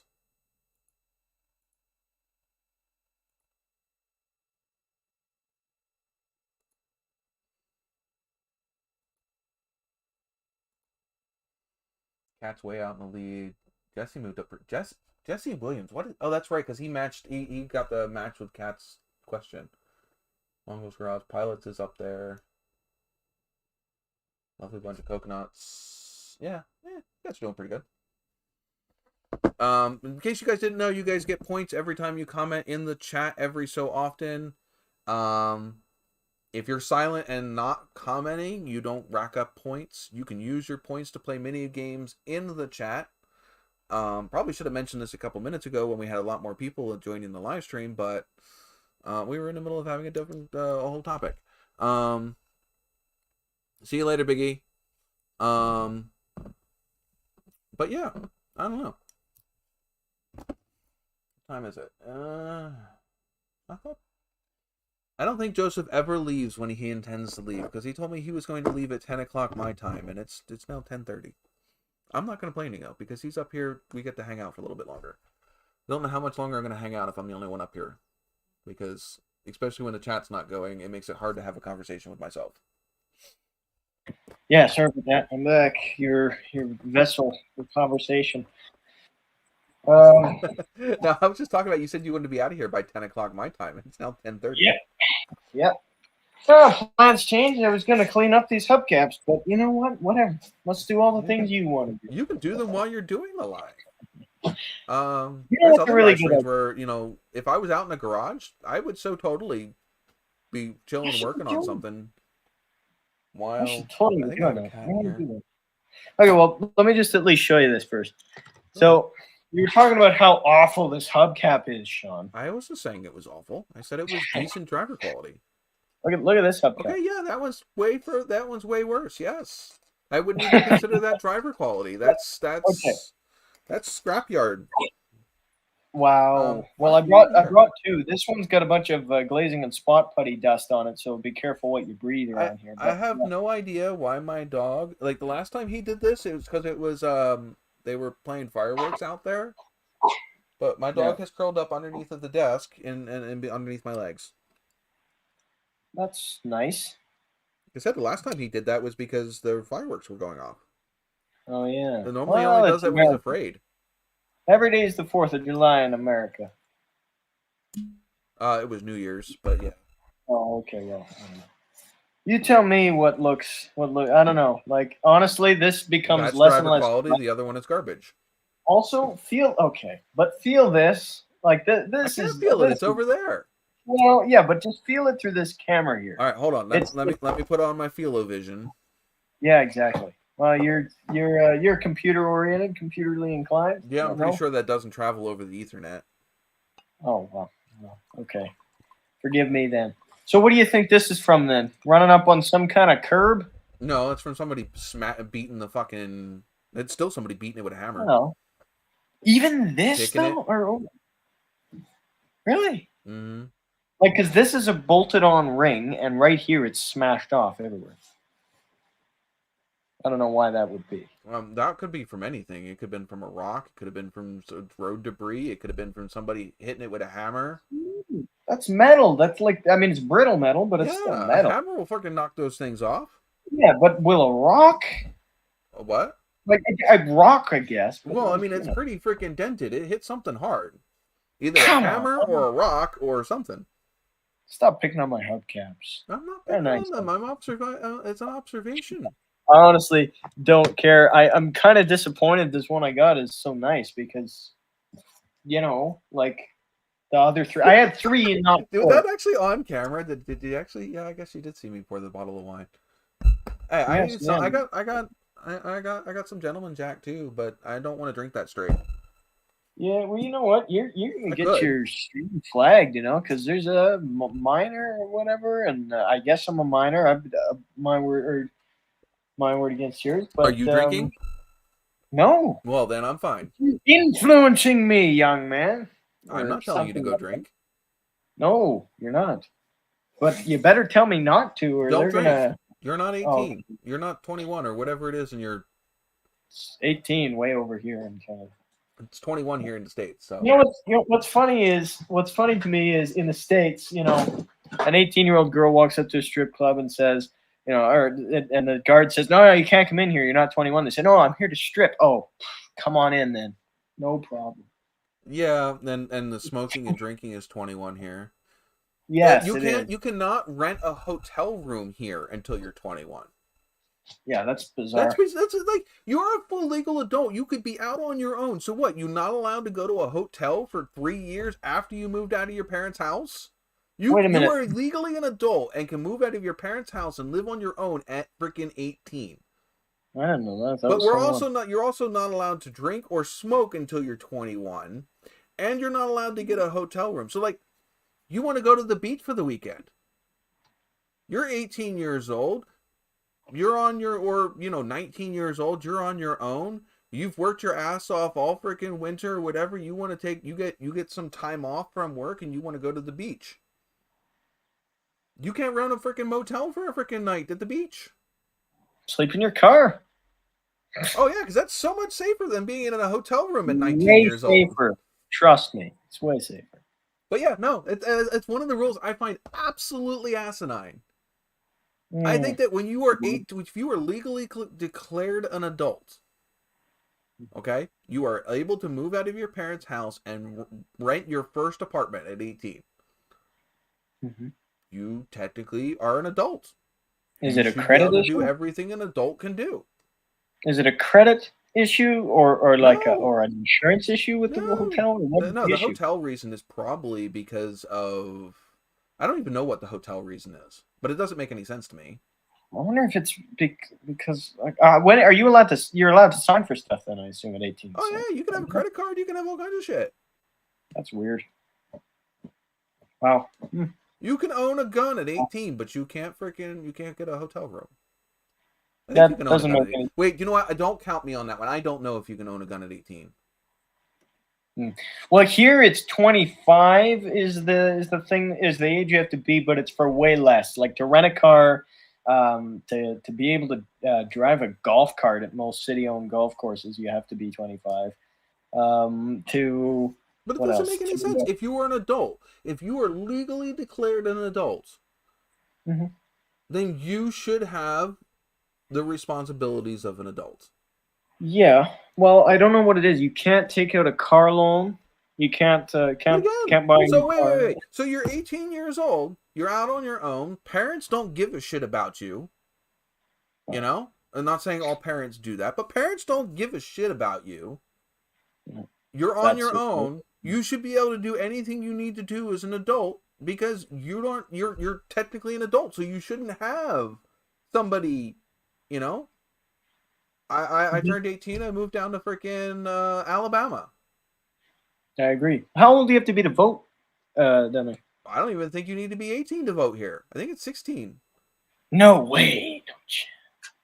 You have to be 18 to vote here. I think maybe it is 18. I don't know. But it doesn't make sense. Well, to vote is a big deal. Like when I'm 18, I can go do basically whatever I want. I can, like the only things I can't do, I don't know if I'm able to take out a mortgage. I think I might even, I think legally I'm allowed, but I wouldn't have any sort of credit, so I wouldn't get approved. But I think I'm allowed to technically get a mortgage at 18. I just wouldn't be able. But yeah, you're not allowed to buy, what is it? You're not allowed to buy a lighter until you're 21. A lighter. I can buy a lighter. People don't light candles and shit with a lighter or other things because it's only, you're not allowed to buy a lighter unless you're 21. You're not allowed to buy cigarettes or any other kind of smoking paraphernalia until you're 21, which I said includes matches and lighters. Not allowed to drink.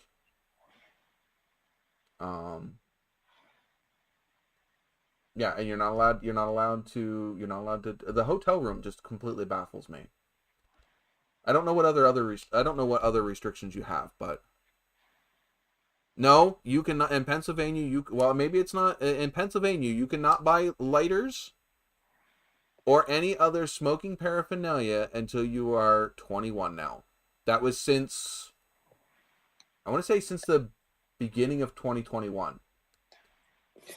That's weird. I mean, here I can go buy as many lighters. Well, do you know what really sucks? There might even be a law against that, but nobody cares. Right. Do you know what really sucks? Okay, so before 2021, you could buy cigarettes at 18, right? You have that person that turned 18 in 2020. They're 19 years old. They've been smoking. Maybe they smoked before they were 18, right? It's now 2021. I mean, the new law went into effect. Now you again are no longer to be buying your own buying cigarettes and lighters after you might have been smoking for a year or 2 years. That's Yeah. just bullshit. Well, at that point, you're now addicted to this thing, and now you can't do it. Yeah. Here, I mean, liquor stores are an essential service for that very reason. You have to be able to fulfill your cravings and addiction. So you Oh, have they to. don't care about that shit here. They don't care. Well, no, beer distributors and state liquor stores are not priority here. Well, that's surprising. I mean, during lockdown, grocery stores and liquor stores. I don't know about during lockdown because again, lockdown here in the States was spotty. Yeah, well, Depends on where I don't you were honestly remember lockdown. I don't remember it. It was so uneventful. Like I could still even go to the junkyard, I think. I don't even Yeah, remember. like Cleta says, you can join the military and lose your life at 18, but you can't smoke or drink or own a handgun in most states. Or go So in strip wait, clubs. you can go to war and fight and lose your life and shoot guns all you want, but you can't own a gun You can't own until a 21? handgun. A handgun. Yeah, like a pistol. So okay, does that exclude rifles? Rifles, hunting's a really big thing here in the States. So Yeah. damn right they So at freaking 18 you rifles and can shotguns. Hell yeah, they can. at 18? Yeah. Okay, so can you what about assault rifles and an No. AR-15? No. No? Probably not. Okay. Mostly hunting stuff. Right. Well, yeah, I don't know a whole lot about guns. I'm in Canada, so yeah. Yeah, they give you a gun in the military. Yeah. They also train you how to use said gun, and you have to Hmm. pass a psych eval. But yeah, who am I kidding? But you're still, you're still signing up to potentially lose your life. But you can't smoke a cigarette. I find it it's like a double standard. You're 18 years old. You're supposed to be a free adult American, but yet you still have restrictions of what you can and can't do. Yeah, Or just I down see. here, I aren't see you? why. I mean, I see both sides relatively clearly. I see both arguments, and I think they're both strong arguments. I mean, although I'm personally so hyper against smoking and drinking that it's I mean I'd be biased that way, but I see the other side, and I see I don't that's a smoke. strong argument. I've never smoked. Never Yeah. whatever. But I'm still again, it's the same thing like the EV thing that we were talking about earlier. I have a big thing with religion the same way. You know, Mm-hmm. just because you like or don't like something doesn't mean So that I have to follow what you like or don't like. Freedom regardless goes both ways. absolutely, I'm going to copy absolutely. this link and post it on MotorTube videos. Okay, Well, whatever. actually, no, I'm not gonna get it. I'm gonna move downstairs and go do the hubcap. So to avoid this whole move, I'm gonna hop off and then I'll hop back on in like less than 5 minutes if Okay, that's okay. I'll see you in a couple minutes. Yep. All right. Bye bye.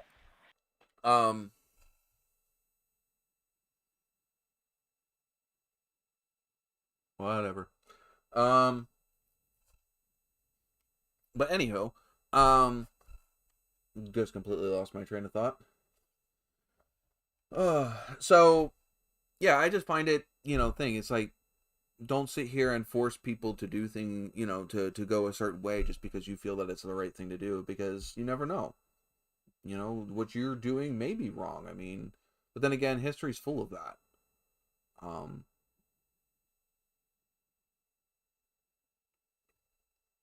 Things are what they are. Oh, I kind of wish I had something to fiddle with while I was sitting here. I don't have anything set up because, like I said, I'm going to be tearing down my whole craft table here within the next day or so. So there's no point in starting anything now. But yeah, I don't know. What are your guys' thoughts on all of that? Who all's here still?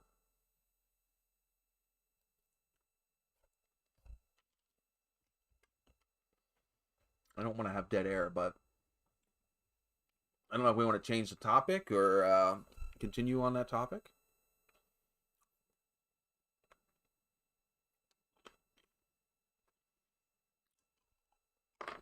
I don't want to offend anybody, but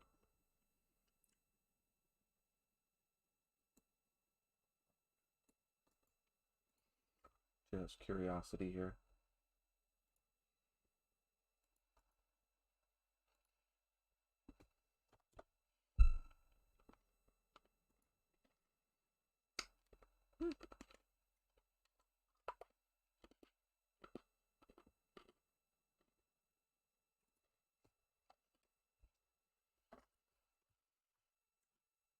Definitely dead air now. But yeah, so I mean I can talk about upcoming projects. Said we got the garage now, so I got all the parts to do the well, I don't have all the parts. I still need to get I need to get fuel line, I need to get spark plug wires. I need to get a control box for the Hyperspark, I think.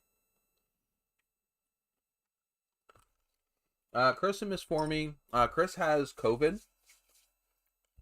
so he's been dealing with that.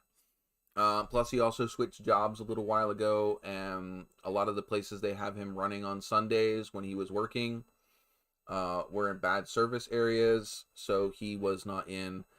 So they haven't been popping in. Not gonna lie, kind of miss them, but you know, is what it is. Things move. People move on. And you know, it's just that this time slot does not fit their availability right now.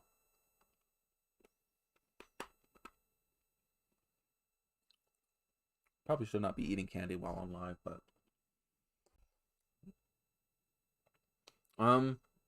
he's doing okay-ish, but it definitely kicked his butt. I don't want to go into too much detail about his personal health, but yeah.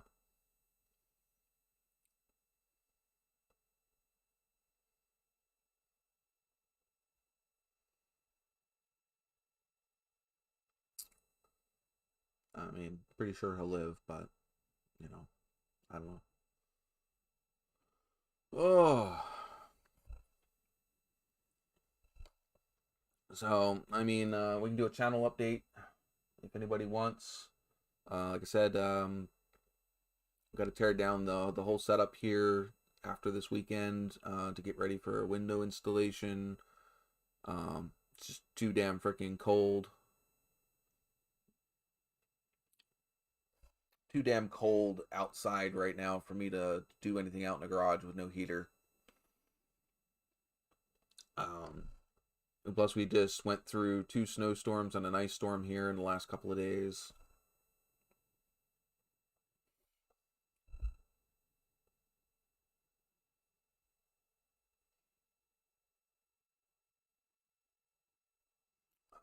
Let's see.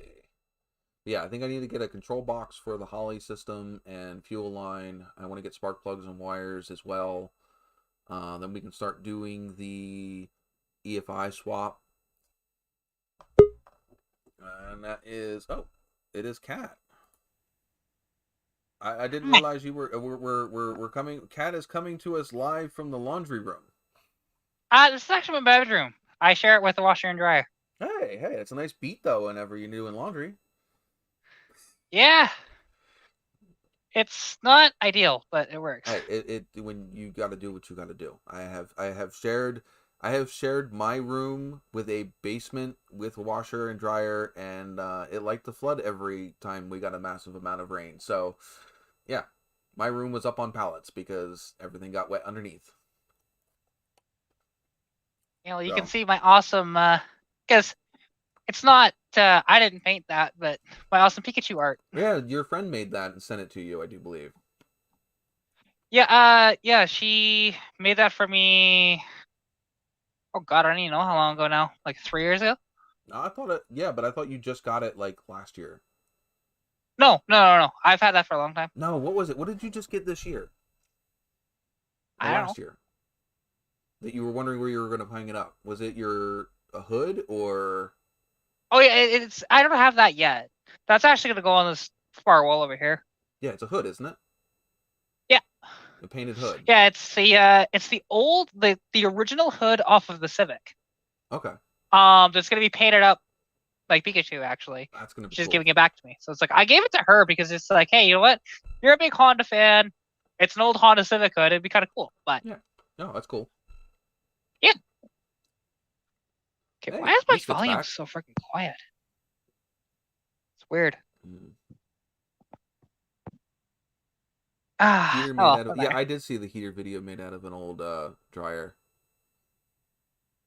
Yeah, I didn't watch hi, it all, but rascal. I did catch it on my news feed.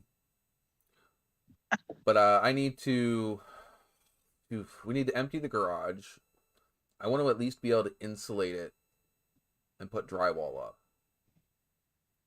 Because I think it not only will it improve lighting, but it'll also like I said, it'll also make it so that way it's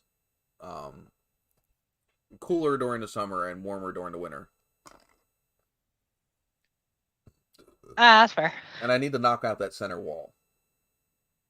Okay, hi, rascal. Because are you gonna lay down? It's really hard to get a camera in that garage and work with the walls so close together.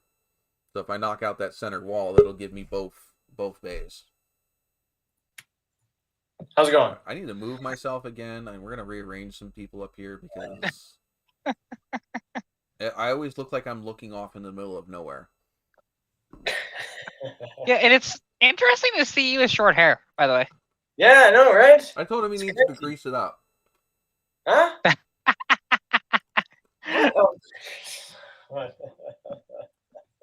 Yeah, I think so. I used to get haircuts like this all the time. This is what I did, and I haven't had a haircut like this in three and a half years. Yeah. So what'd you do with the poodle? Huh? What'd you do with the poodle you cut off?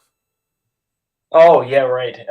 Well, a barber actually came to the house. The first haircut I've gotten 2 haircuts in the last 2 days, and he cut off all the stuff that was hanging out of my shoulder blades there. Yeah, and you could have donated that. That was, yeah, I should have, shouldn't I? Yeah. And I could sell it too. Team Mechanics hair. There you go. Famous. Got that giant YouTube following. Oh yeah. Yep. I'm sure one of those 440 whatever would buy it. The funny thing is you'd be amazed what some people will freaking buy. Yeah. Well, I don't know. I don't think I'd be willing to take that sort of a risk, you know. Okay, why in the hell is the volume so quiet? I don't know. I mean, I don't think we're quiet. Oh no, it's not your end, it's mine. I just need to see. That's what they all say. I've got a complicated web of connections here. Yeah. At least you're here. I mean, I wasn't expecting you to pop on at all. Well, good to see you here. Where are you? You're somewhere different, eh? We are I'm in my from Kat's bedroom. Ooh, la, yeah, there la, we la. go. That's better. It was the media on my phone turned down. That's why. Okay, rascal, you're in the way. Excuse me. I'm gonna have to see here. Let me see if I can do something like this. Let's see. We have not played a single one. Well, we can't play most of them because nobody's here. Well, I shouldn't say nobody. You guys are all here. I did the heist earlier, but nobody joined. No. I was talking about the. I didn't even see it. So. You mean like some of the games that you have, like this what's one, in the cup? What's in the cup? Which unfortunately I left that in the living room. So well, that's great. What's in the cup? It's in the living room. Yeah, I will say it was ginger ale because I'm still sick. So. Yeah, I saw you posted an update earlier saying that you still felt like crap. So. Yeah, it's the thing is now though. Like I woke up, I felt like absolute crap, but now it's not so bad now. So like maybe tomorrow I won't have any, which would be great because the weather's supposed to be nice tomorrow, and I can go out and film. So. No, it's still we got dumped with ice. Lots and lots of ice. Oof. See, like tomorrow it's supposed to be I think like 2 degrees Celsius, which is probably what, 20 or 30 Fahrenheit maybe? But it's still cold. It's not super warm, but for here, that's like really nice this time of For year. here, that's And I cold. can look in that. Like, and the thing is, because there's stuff I want to film, like there's a celebration video I want to film, which because I never did that for the 1,000 subscriber celebrations at all. So I'm at almost 1,400 now, basically. And yeah, so do something like that. Probably drift around in the snow. Be a lot of fun.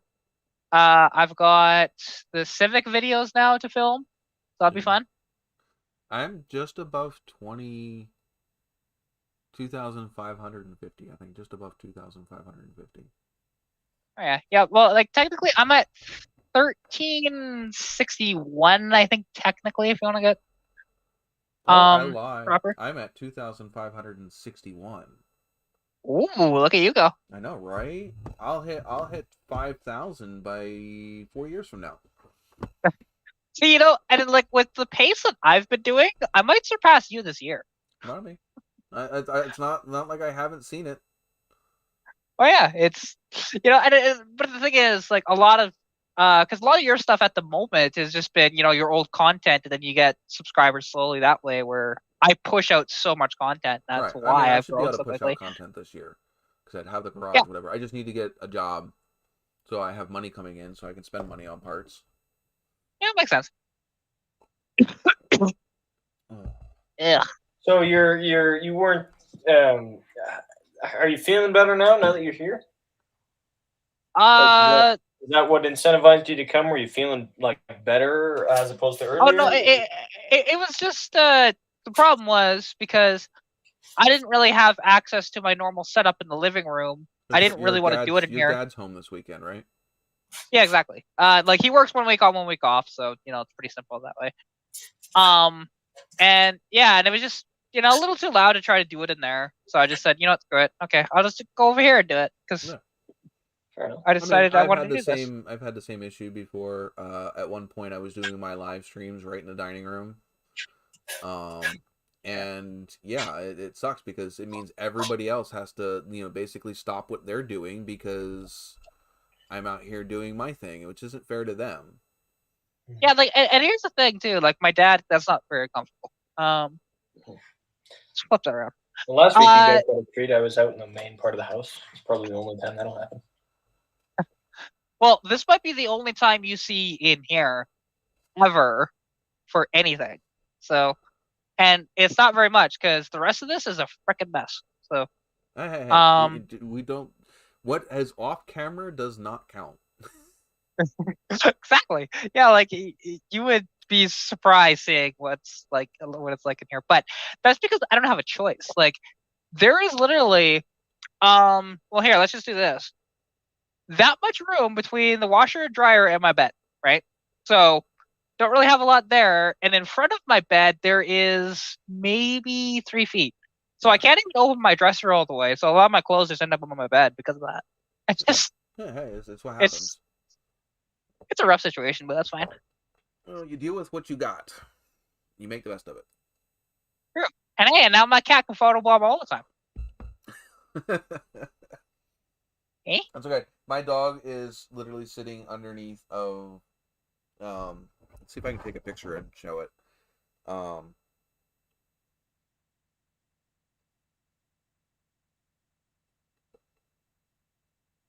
So let's see. Who messaged me on Instagram? Do I even have Instagram on this phone? Yes, I do. Know. So yeah, my poor dog is laying at my feet underneath of the desk. You guys are all staring at your whatever. Oh, hang on. I need to go back to this screen so I can see that.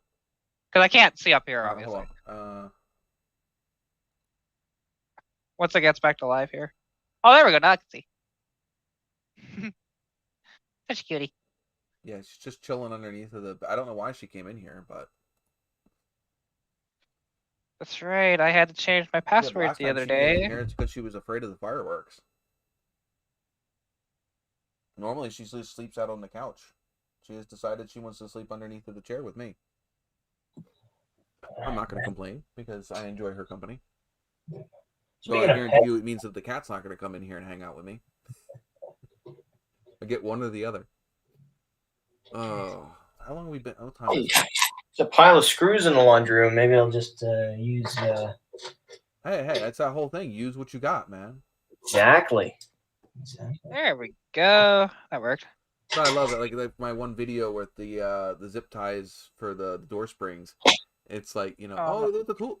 Sometimes you don't have the tool handy, and you just got to use what you got laying around.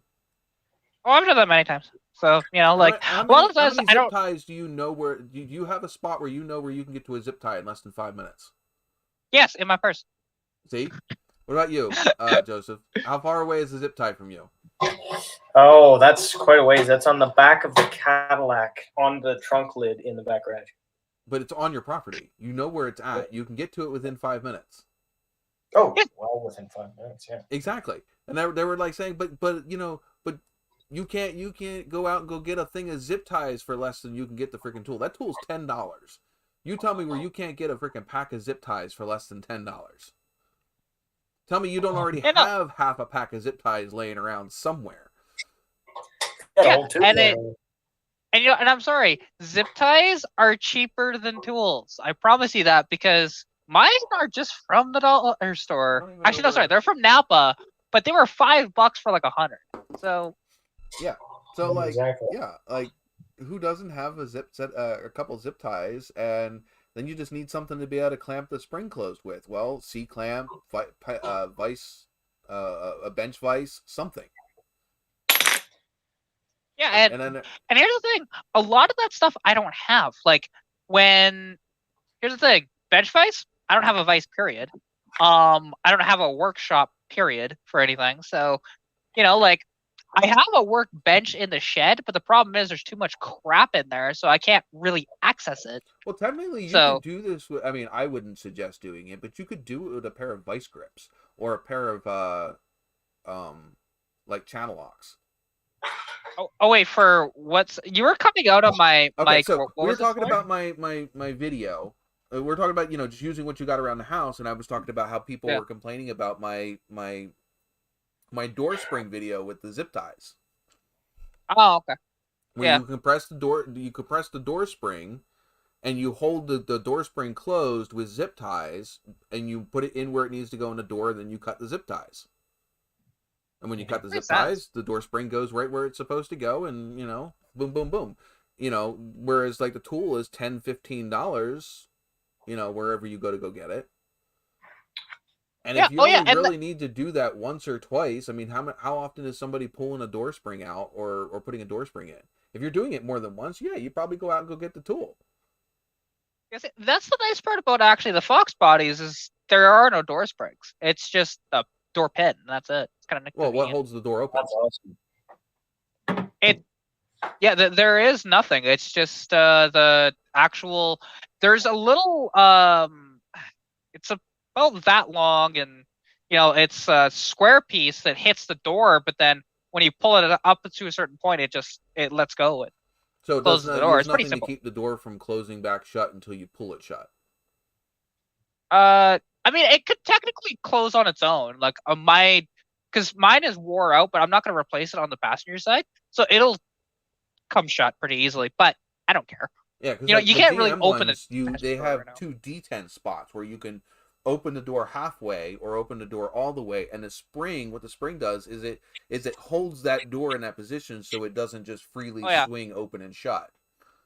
Yeah, see, Ford doesn't at least on the Fox bodies, they don't have that. Okay, I didn't know. I've never owned a Fox body, so I wouldn't know. Yeah, like all there is like holding the door at all, because there isn't even like for the mounting plates for the pins, there are actually screws to hold that in.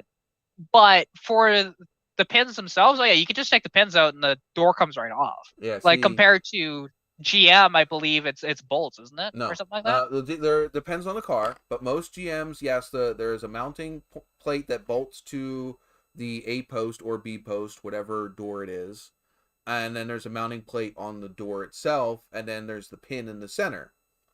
Like my Nova, the two pieces are welded So the mount for the door is welded to the door, and the mount for the that's on the body is welded to the body. There's no adjustment.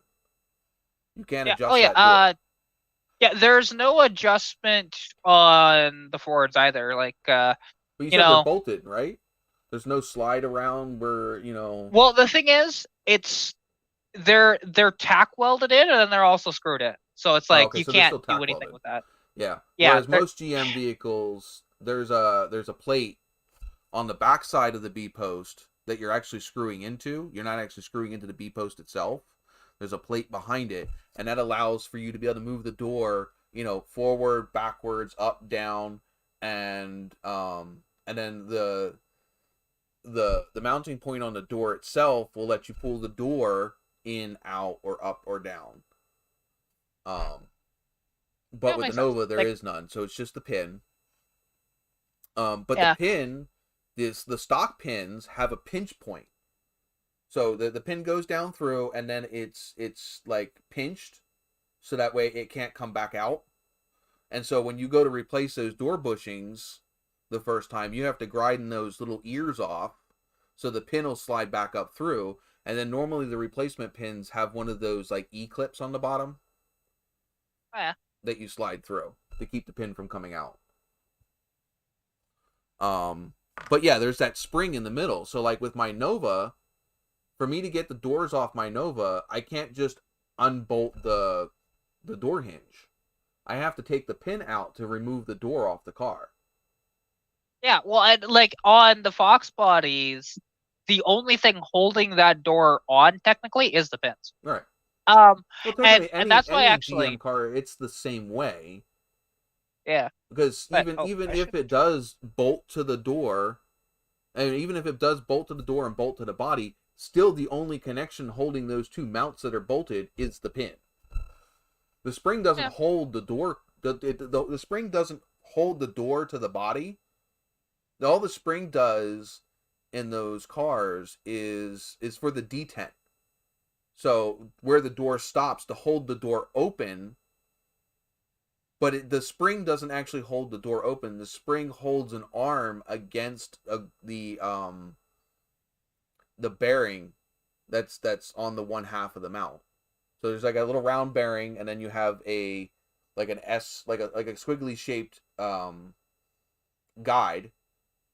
Okay, and then you have the spring, and then you have the other half of the mount. So that spring holds that detent, so that way, as the I can't really,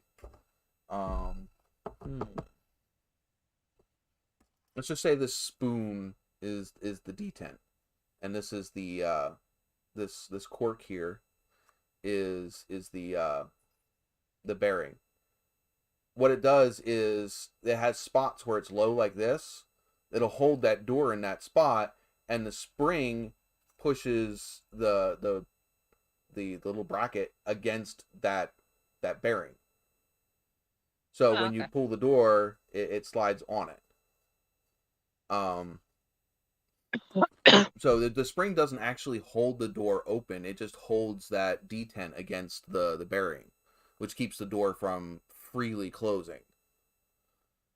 But yeah, it's basically just so that way you could hold the door open in different spots. Yeah, like technically, like if you're on more flat ground, the Fox body will kind of do that, but there's not like any mechanism for it to properly do that. So like when it's fully open though, there is a little thing on it though. But that's like absolutely fully open that it'll stay open until you try and close it again. Yeah, what but it's not a spring. Yeah, I don't know. What holds it? It's just it like I said, it's just this I think it's actually in with the pin itself too. It's just this flat piece of metal that hits the door. That's all it is. It's a very simplistic design with those Fox bodies, and it's kind of nice that way. You don't have to screw around with too much. Doesn't weigh a whole lot, does it? No, I mean that whole door with glass might be 25 pounds. Like it's light. The door on my TA has got to weigh close to 60-70 pounds. Okay, that door is door on the Cadillac. Huh? Yep. You got to understand the door on these Trans Ams and Firebirds, they're almost 4 feet long. Yeah. Like, and the thing is, the one on your Eldorado probably is an extra 20 pounds because of all the electronics. Yeah, the empty door without glass or anything. Because I have no glass in my driver's side door of my Trans Am. There's no glass in it. In fact, none of the mechanism for the window is in that car at all. It's just the door and the latch mechanism for the to lock and to open the door. Oh, okay. Yeah. None of the window mechanism is in that car right now because it's sitting in the trunk. And that door and to be honest, a ton.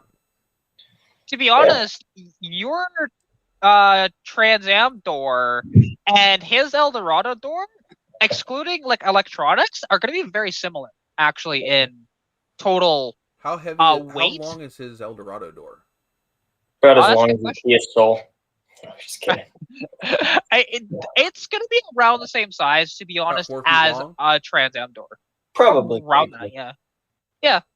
Oh yeah, like the thing is, gotta remember, it's a 70s Eldorado. They're massive. Yeah, so. Actually, now that I think about it, though, because it molds in with the hood lines, and it's got a whole crown. I like to think of it, like when it comes towards the hood, and it's got a lot of metal, and it's thick metal, and it's like, because when I think of Trans Am door, it's got one piece of metal, and then the rest of the door, right? But it's able to have a piece of metal for the most of the door skin, whereas the Cadillac just has so much molding around the top and lines and so much added metal. I don't know. I don't know. Inside of the door that's heavy on the Trans Ams. Yeah. There's a giant old brace bar that runs through the whole thing. Oh yeah. To be honest, like, because I've opened a Trans Am door and I've opened your Eldorado doors, and they're very similar. To be honest. Yeah, but it does happen it's not a matter of opening them. Take it off the car. I know. But like the thing is though, like Trans Ams were always known, and every Firebird ever made, it seems like, besides maybe a first gen, but like second gen and up, they always had an issue, it seemed like, with the door sagging all the time. That's all GM. It's all the GM hinges. They had them on the A bodies, the F bodies, the X bodies. They all have the same problem because it's all the same design, and it's the weight of the door. I know that. Yeah. It's the weight of the door and the design. But I do know that those Firebird or Trans Am doors are very heavy. Freaking heavy. Yeah, they're just so damn heavy, and that's why they're the most famous ones for that door sagging. Like, if you ever jump in one that hasn't had, the hinges done, it typically sags 9 times out of 10. Mm-hmm. And that's where, and that's where you have issues of, if your window track comes off and stuff like that, and you have to slam the door. That's when your window shatters, right? Well, especially with the Firebirds, because there is no, the windows don't have a frame. There's no top frame. Like on my Nova, there's a frame on the top half, right? So the window slides up into a frame. So when the window's all the way up, it's nestled into a frame all the way around. With the Firebirds, there's nothing. There you have the very bottom, and that's it. The whole rest of the window literally hits the rubber body seal on the top half of the car. There's no frame for it to go up into. That's so weird, like, thinking about that, because, like, that's a mostly convertible thing, right? But that's not a convertible. Like, I can understand on, like, the T-top models and whatever else that is modified that way. Are exactly the same. In fact, those cars went down the assembly line just like the regular cars. They literally cut the roofs out of any regular car to put the T-tops in. Interesting, because the Fox bodies are different that way. Because if I remember correctly, the T-top doors are actually convertible doors, and because they have no frame. But regular Fox body doors have the frame. Yeah, no. And the doors are exactly the same, T-top or not. And the convertible car is also still the same door. Yeah, well, I would assume so. That makes sense. There was no special door for all of the doors are interchangeable. Yeah, well, I know the convertible ones, anyways, at least of your generation, were not factory at all. It was just coach workers that did it. Wait, what? Because Say oddly it enough, again? well, with any of the convertibles of the second gen Oh yeah, Firebird, no, they were done. They were done at post factory. Yeah. Yeah, that's what I thought. Because like, yeah, I saw one actually at a car show, and I was just like, whoa, really? Like, you could tell it was obviously done by somebody else. It didn't have. There's different things. It's like there's a lot of aftermarket companies that also did the T-tops. Yeah, that's true. Oh yeah. If it's not a Hurst or Fisher T-top, then it's aftermarket. It was not sanctioned by, because there's ones where they literally cut all the way across.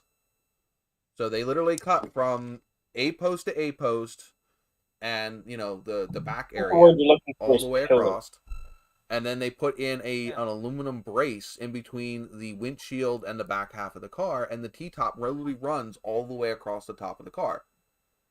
Almost like like the Corvette. Yeah, it's like Targa. Yeah. Yeah, almost. But there was still that metal post that ran from the front windshield back. So it's technically still a T-top because you could take one side off and not the other. Yeah. But that was obviously not factory. No, well, just like there was stuff with the Fox bodies as well. Now, I haven't heard of any of the Fox bodies having different style T-tops than the originals. Yeah. But sunroofs, definitely. Because the thing is, those little pop-up fucking bubble ones. Well, the thing is, actually, the 83 parts car that I had a sunroof in it. And the one guy, because his has a sunroof, or at least had one. And the problem was he didn't want to get new metal and weld it in and stuff like that. I understand it's a pain in the ass. So he had been looking for 10 years for that exact sunroof. That's the bad part about those people that got the aftermarket sunroofs is wasn't finding parts for them. Oh no, that wasn't an aftermarket one. The thing is, you can find the aftermarket ones because they're universally the same. The dealer installed ones, though, because all the sunroofs on Fox bodies were not sanctioned by the factory. It was a dealer option. All right. Yeah, they were different than the aftermarket ones. They were way nicer. So this one, I mean, the seals were even still nice, which was surprising considering how long it sat out in the sun and stuff like that. But hey, old school. Yeah, hey, not too bad actually. Appreciate you coming out to this live stream over here. Yeah, this one over here, not over there, but over here. Yeah, exactly. I'm used to saying that to anybody that jumps into, hey, welcome to my live stream, and it's not mine. We should get rid of what's in the cup off the screen because we're not doing that. Yeah, you can go with what's wrong with the truck, even though there's not a truck, but if you wanted. We'll put that there. Because so right now, not team mechanic, but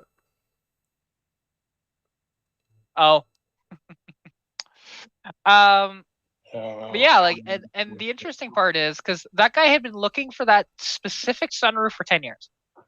I sold it to him. I think I still sold it to him too cheap at $200.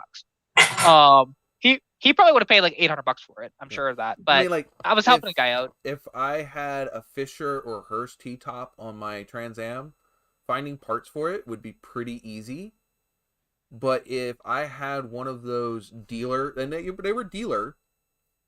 Some people got them after dealer, but some people got them during as a dealer option.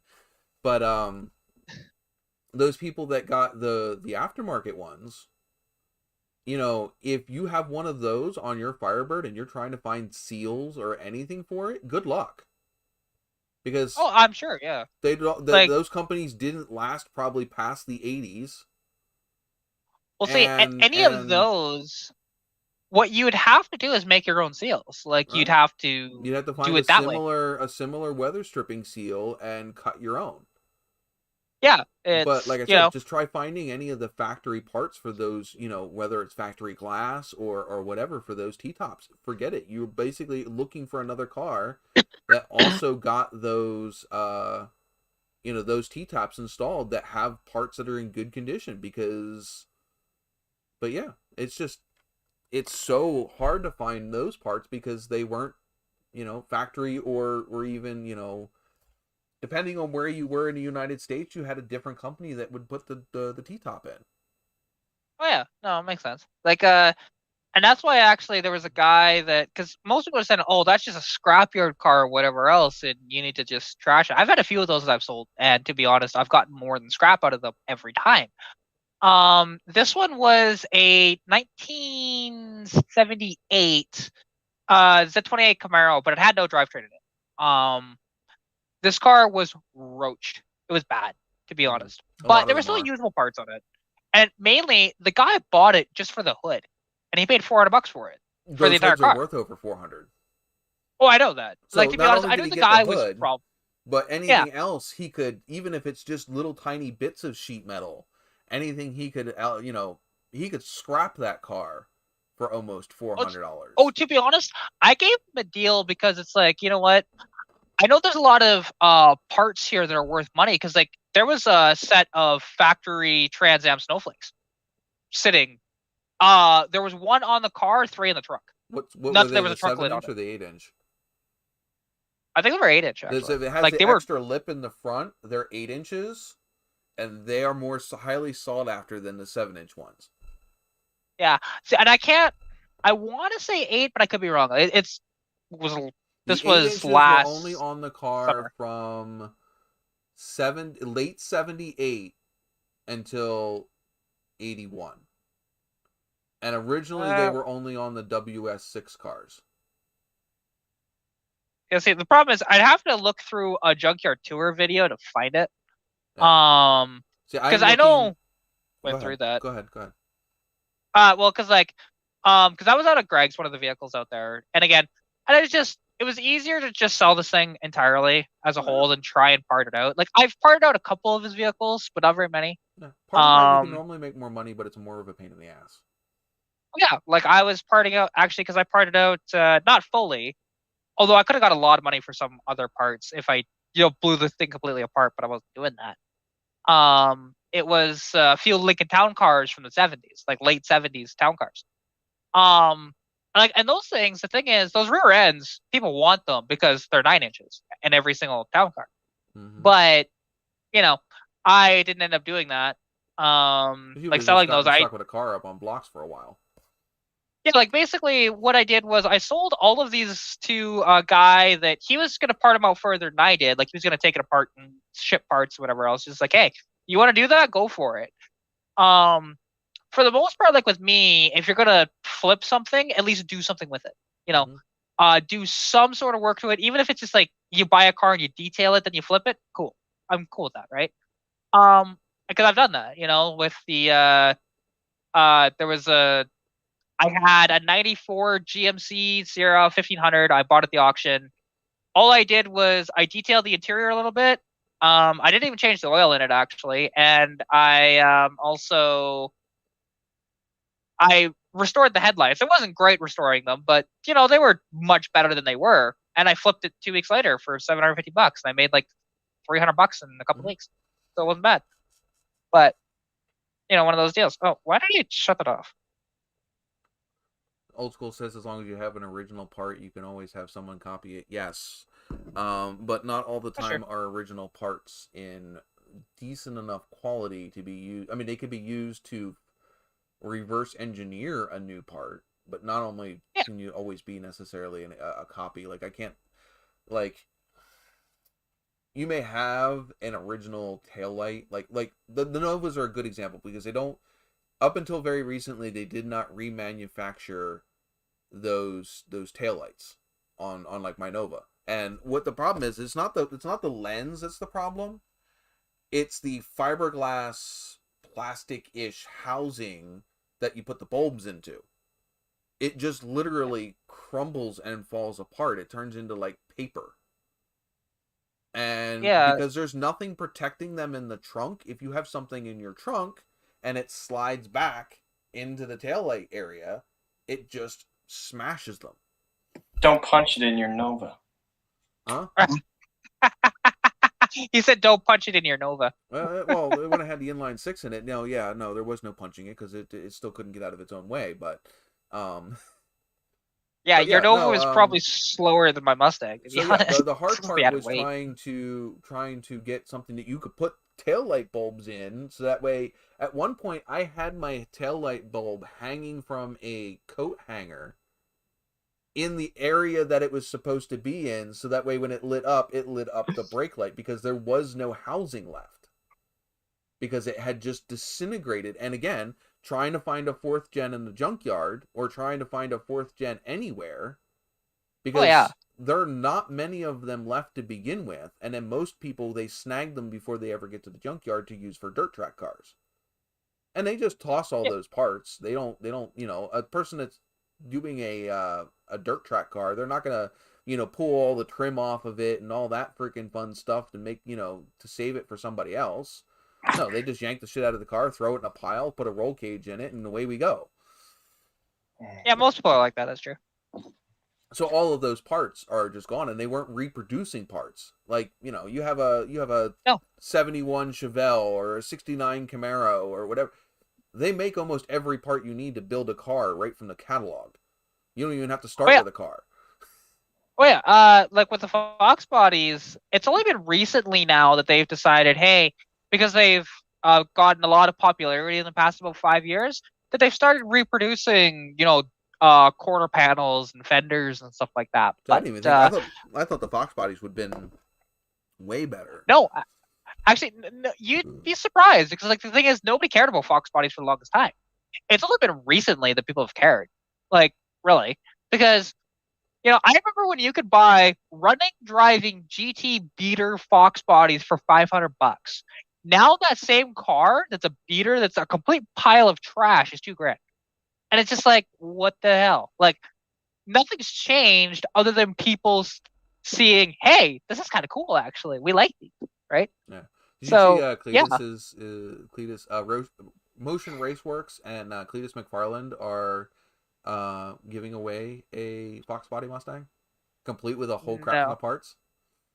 No, I didn't see that. Oh, you got to watch Cletus's last one of his last episodes. I think it's the one where they were testing Ruby, the red Corvette that they have. They were testing it, trying to get it to run 850s, I think. And the car just did not want to run anything slower than like an 8 second. They took a whole bunch of power out of the car, and the car was still running low 8s. Nice. Yeah, they can't get it to slow down. It doesn't want to go slow anymore. I actually was wearing my Ruby shirt yesterday. I have the one where when they finally got Ruby below like 7 seconds something. I have that shirt, which was a limited run shirt. But yeah. Jesse said she got a little behind. That's because you had a few people donate today. Yeah, I mean, I only donated $1 though, so that was, which, because of yesterday, I was having fun on a game and I spent way too much money on said game. So yeah, it's to be honest, it's a game. Games. I mean, World of Tanks isn't really that. Like, there is some of that, but not as bad as it used to be. World of Tanks. Oh, I play War Thunder. I have not played World of Tanks in a long time. Because War Thunder is just it's a better game in my opinion. Sound like you're sponsored. Yeah. No, to be honest, hey, if Wargaming wanted to sponsor me, that'd be cool, but that's not gonna happen. But the thing is, with War Thunder, I will agree, if you're wanting a more realistic aspect, War Thunder is the way to go. Absolutely. Although from an arcade standpoint, I think World of Tanks is better. War Thunder has an arcade section too, but it's not as good though. Like comparatively, there's don't get me wrong.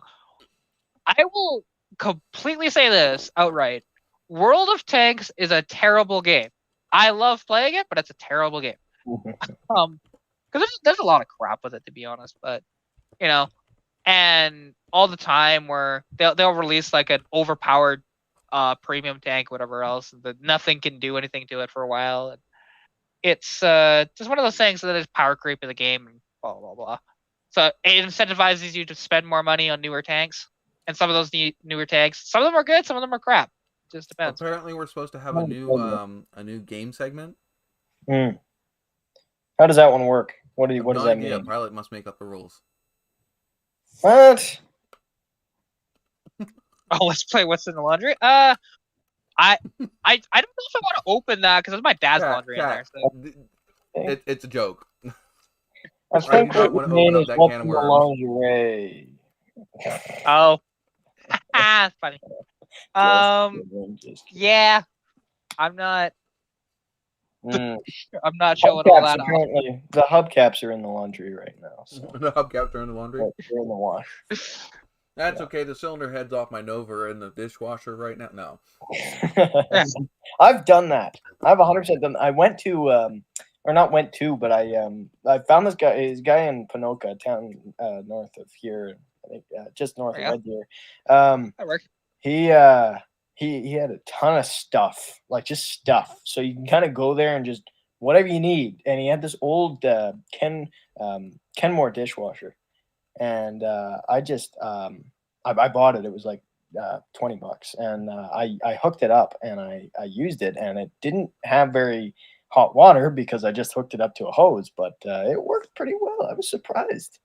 Like it wasn't your mom's dishwasher in the kitchen though. No, it wasn't. Oh, hey, wait. We can do this segment. We can do this. I'm not going to make a title for it, but we can do this segment. What taboo car thing have you done that would have pissed off a non-car person for doing it? Oh, I got the perfect one for this. Go for it. Go ahead. Go first. Well, the thing is, I was trying to detail the carpet in my Mustang. And I was hemming and hawing of trying to figure out what to do with it, because the carpet was in two pieces at the time, because I can't remember what the two pieces were. Like, it was the main carpet in the car, and then there was one other piece. I can't remember what it was. But anyways, so I put the big one in the washing machine here, and I put the small carpet in the dishwasher. Do you want to go next, Joseph? Yeah, you go next. By the way, if you're out in the chat, sorry, Joseph. If you're out in the chat and you wanna type your story down in the chat, we'll read it out. Just if you want to get up, whatever, I will get you up here on the thing. All right, go ahead. Sorry. What? Yeah, you. Hey, no. You go first. I gotta keep thinking. Okay, I rebuilt the transmission out of my Dodge truck on my kitchen table. Literally the kitchen table. Yeah, I remember I remember seeing the pictures of that. Great. That's another thing that I have done. Well, I washed the whole interior out of my Nova in the bathtub, like the main bathtub, not. So like all the plastic parts and stuff like that, we wash them in the bathtub. I've washed many parts in my bathtub. Things like that. Besides replacing the engine in the middle of the street in a big city. Oh, something else I did. The headliner that's in my car currently. A friend actually picked it up for me, and we met in Red Deer. It was great at Peter's Drive-In, actually, in Red Deer. Okay. I don't know where that is. But and okay. Yeah, no, it's best milkshakes in the world. Anyway, it doesn't matter. The thing is, we installed the headliner in the parking lot. Nice. I've had to do car work in the middle of store parking lots before because that's where the car broke. That's fair. I mean, I haven't been there specifically, but like with the headliner, which is funny because since that day, I don't know what I did wrong, but I haven't taken it apart to find out since. My dome light doesn't work anymore since that day. I had it was a Black Friday, okay? So Black Friday, This was back when I was daily driving the Nova, and a friend of mine and me, we were both after. In fact, I still have this television. It's upstairs in my bedroom right now. But it was a big flat screen TV for like it was only a couple $100. So we took my Nova down there and we stuffed both of these TVs in the trunk of my Nova. Now you weren't closing the door all the way, but you were closing it pretty damn close. And we just took a piece of rope and tied the thing shut. But we're in front of the Walmart, loading these TVs in the car, and the car dies. No power whatsoever. Here, the main power wire that ran through the dashboard into the car to the fuse panel fried. And so the car was dead on arrival in the middle of right in front of the Walmart on Black Friday. I had to freaking sit there and try to fix this car parked in front of the Walmart with nothing but a flashlight and a Leatherman. Nice. And where it went through, it goes through behind the brake booster. So in between the brake booster and the firewall. And I'm in that little tiny space in the dark, in the cold, and I do believe it was rain. It was slightly sleeting that day too. On Black Friday, so this was what, early in the morning? This was like 11 o'clock midnight. Wow, nice. Because I had just gotten off of work, and I went straight from work. And I get off at work at 11. I went straight from work to that Walmart to meet them there. Because I had the only vehicle big enough to take these TVs home. What vehicle is this? My 77 Nova. Oh, it was your So when you said the only vehicle big enough, so you mean like yeah, the trunk. The trunk is they had like a little tiny I think they had like a Cavalier. Like a late 90s, early 2000 Cavalier. Oh yeah, the last generation of the round body, yeah. No, it wasn't. It wasn't it wasn't like the one that I had. It wasn't like an 03. It was the one with the snout that came all the way down over and basically touched the front bumper. So like a 98 then, like a 90, 97, 98. Yeah. Okay. That used to be That used to be. I don't know my years 100% on Cavaliers. So. But yeah, so it died in the front of this Walmart, and I had to fix it right there. You know, they've got the cops that are sitting there because, fucking Black Friday and people doing stupid shit. And I'm sitting there with a broken down car. And I had to piece this thing home. And it was a good 20-minute drive home.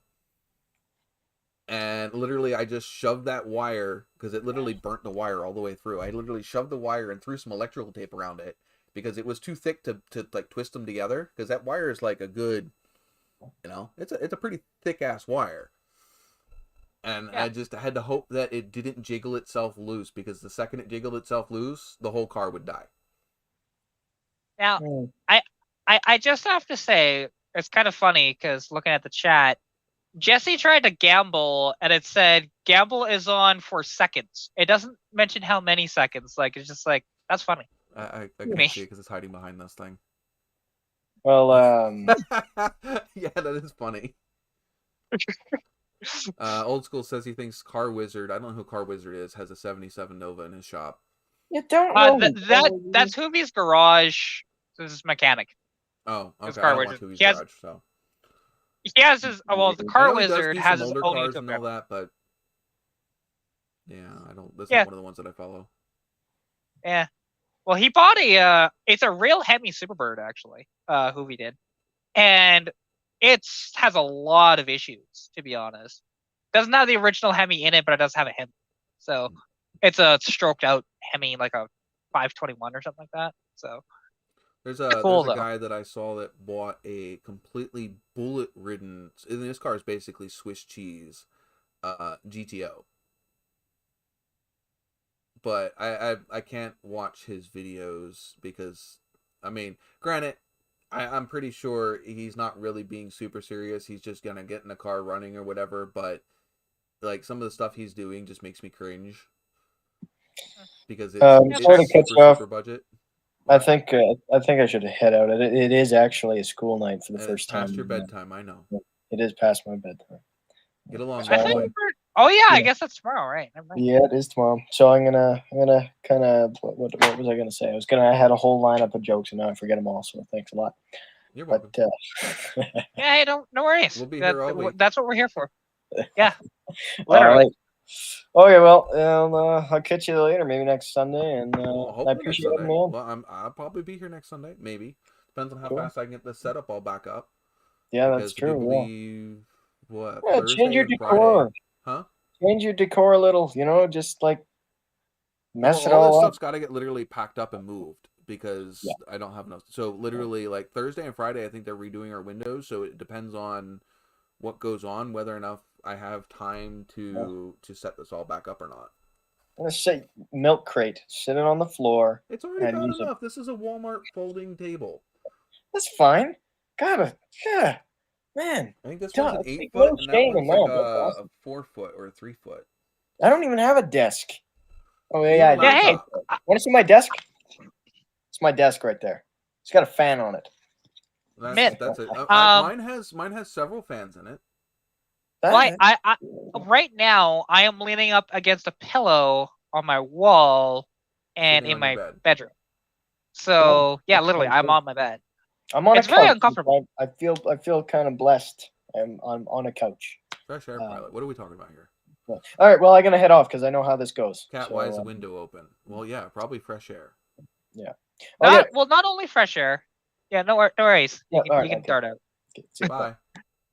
Bye. Well, the thing is, I go through cycles and I deal with it all the time.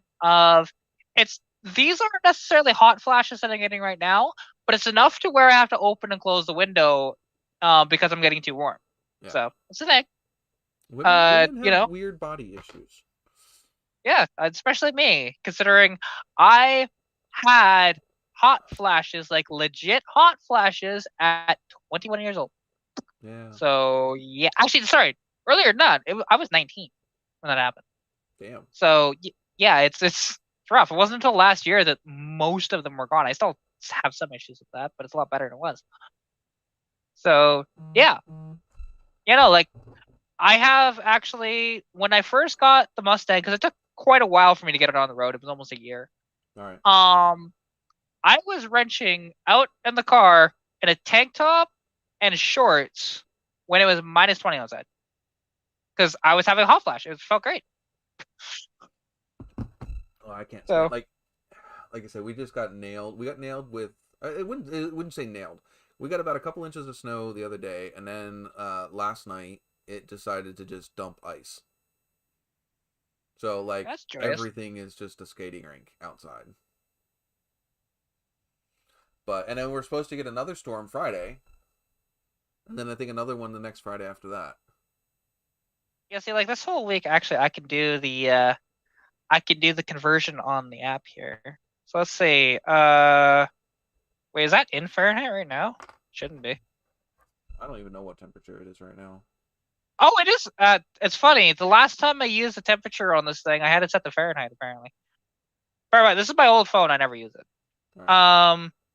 So like, yeah, tomorrow it's supposed to be, so it's Americans in here, 40 degrees. Next day, 39, 37, 32, 28, 32. Well, you're warmer than we are. Yeah, it's nice. It is 19 degrees outside. Tomorrow is supposed to be a high of 23, then a high of 16, and then a high of 34 on Wednesday. And then back down to 24, then back down, then to 37, then back down to 29, 17, 27, 29. We're right about below freezing. But that's just the highs. That's not the lows. Yeah. Oh, yeah. No, I'm just mentioning the highs. I'm not mentioning lows. But like the thing is, that's warm enough to where, and especially if I have 0 COVID symptoms tomorrow, I'll be working on the Civic and I'll be doing videos on that. So that'll be fun. Because, yeah, there's quite a bit to do to the car. So. Right. I do stuff to the TA right now, but I've got no money. So there's like not much that I can start on and do. Because I still need to be able to pull the car out of the garage to be able to clean the rest of the garage out, because the car literally backs up all the way to the stuff that we haven't unpacked yet. Literally just like crammed everything that we hadn't unpacked into the one end of the garage as far back as I could and stacked it up as high as I could to squeeze the car in. Yeah, well, see, I'm not working in a shop at all. It's just outside.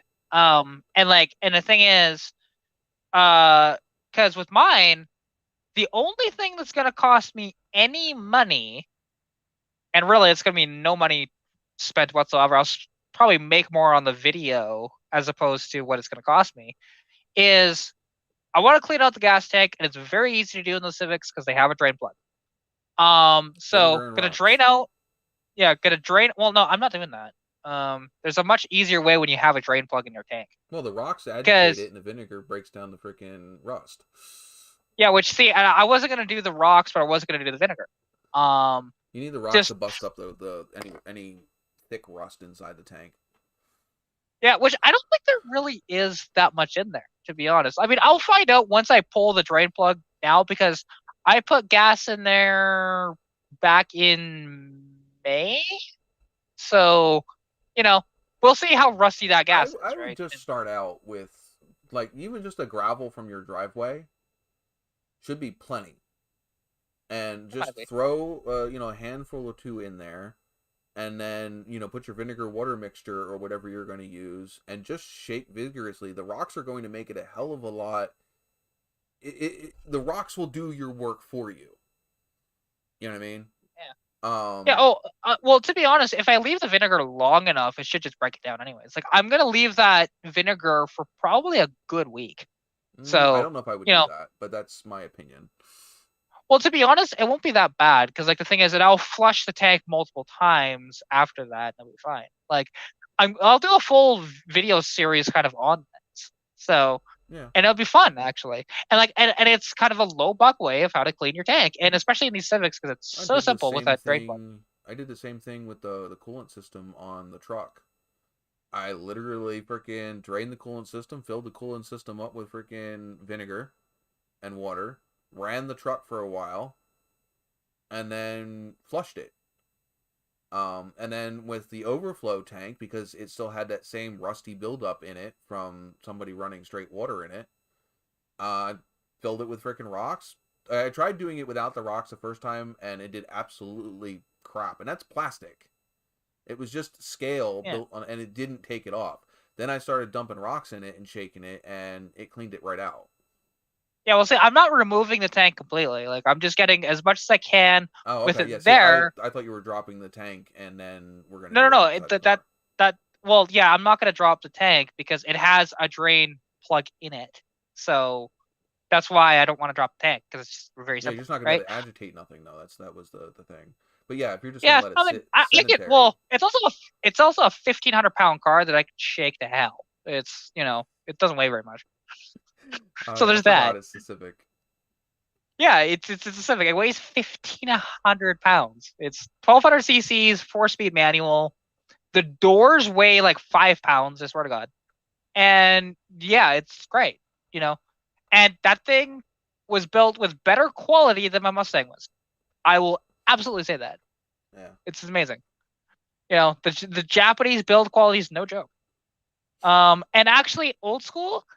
Yeah, it's this. Usually, a bike chain works too. Putting it in there, because again, it's something that's slightly. Yeah, it's like something that can be slightly coarse. That will, and if you shake it around, that it'll just get a lot of the scale off, right? That's why, like, I want to leave the vinegar in it for at least a couple of days, just to kind of break it down and stuff like that and be fine. More. Right, and then, like, I want to fill the tank just about. Like, how many gallons is that? Let's find out. It's probably 10 gallons. Let's see. What size? 1978. Because our Kias are 11, 12 gallons. Yeah, but vinegar isn't expensive anyways. That's fine. Yeah, it's like 98 cents a freaking gallon. Yeah, right, basically. Honda Civic fuel tank size or capacity. There it is. Fuel tank capacity. It is, oh god, so 38 liters. So what is that in Jeez. gallons. Why would he It's give a you... tiny tank. 38 liters to gallons. That is 10 gallons. Yeah, so about the same size as the Cavalier, as the Kias. Yeah. Oh yeah. And oddly enough, the almost 30 gallons that is in my truck. yeah, it's a giant one of those. Like, the thing is, and because the Civic, the fun part about that is it'll get the fuel economy of your Kias with a carburetor. Because the thing gets like 40. Yeah, because I don't know, the fuel economy is around 30 miles to the gallon for the Kias.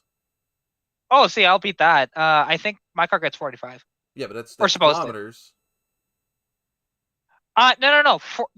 This miles is per gallon. You yeah, get 45 miles per gallon.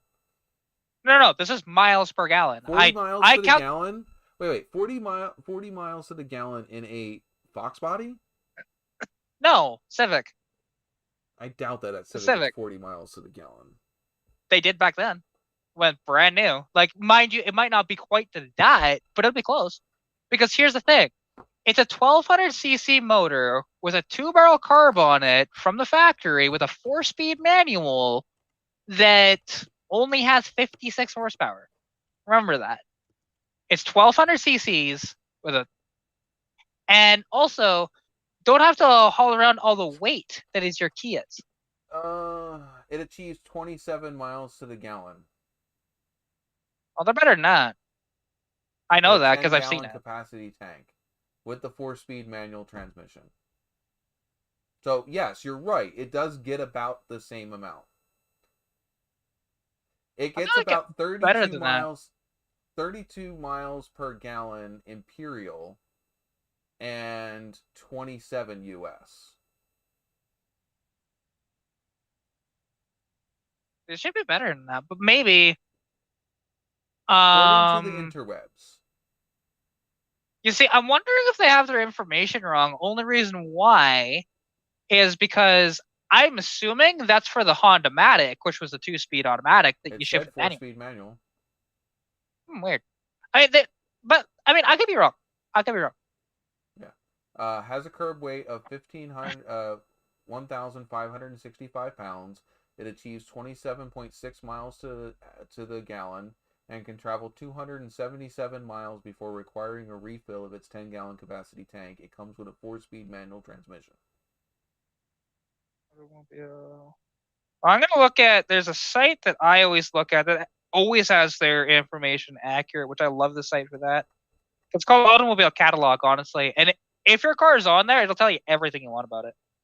Not the CVCC. I don't want that. I don't want the 4-door. More results. CRX is 45 liters. How much is 45 liters? That's gonna be 11 or 12 gallons. There we go. SB1. That's the one I want. Yeah, 11.8, almost 12 gallons. So that's about the same size as the Kias. The Kias yeah, so let's around see here. Where is the fuel economy in here? Oh, I guess, yeah, okay, it is 27.2. Okay. Yeah. For some reason, I thought it was better than that. Oh, wait, is that the manual? Yeah, that is a 4-speed manual, okay. Yeah, CVCCs did get slightly better economy, but they also got a 5-speed manual on those. So, which is an entirely different motor, and their carburetors are weird on those.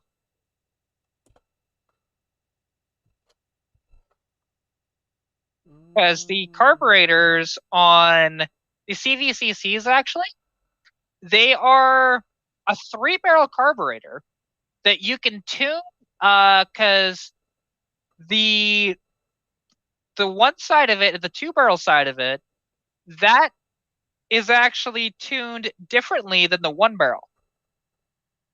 Now, see, this thing here says the 2012 Kia Soul Plus, which is the bigger car, the one with the 2-point-something or whatever liter, and the 6-speed automatic transmission. That one, it says it gets 25 to 30 miles to the gallon. So 25 city, 30 highway. I guarantee you, 9 out of 10 times we get around 29 to 32 miles to gallon on that car. Yeah. If I'm playing with it, it's closer to 25. Like if I'm you know, playing sports car with it. Yeah. Oh, Pilot, the carburetor. Yeah. The thing is, Honda didn't have fuel injection until the 80s. Yeah, most cars So, didn't have fuel injection until the 80s, except for like high-end cars like the Corvettes did. They had a rudimentary fuel injection.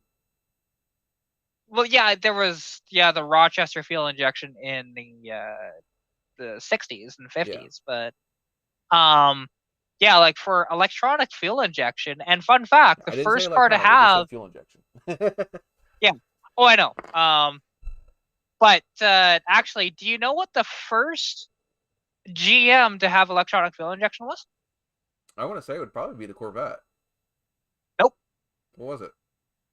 Cosworth Vega, 1975. 74. 74 or 75. That was the very first electronic fuel injection. In GM. I'm gonna fact check you here. Yeah, go ahead. Because I've looked that one up before. When I did my Cosworth Vega video. And that thing was so cool, and I can't wait because I'm not sure when I'll be able to work on that thing, but it'll be really cool when I do because not many people can say they can work on a Kazi, so it'll be fun.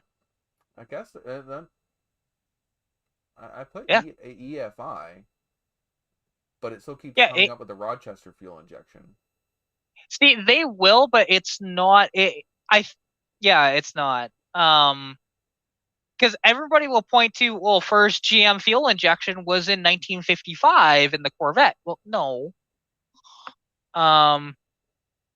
It was that's mechanical, right? Yeah, and they had mechanical injection fuel injection. That answer doesn't work then. Why would you answer if somebody literally asks what year did GM change to fuel injection? First answer is GM would use mechanical fuel injection. Well, that's not. Yeah, no. Hang on. What? Because I think you're looking that up wrong. What was the first vehicle GM made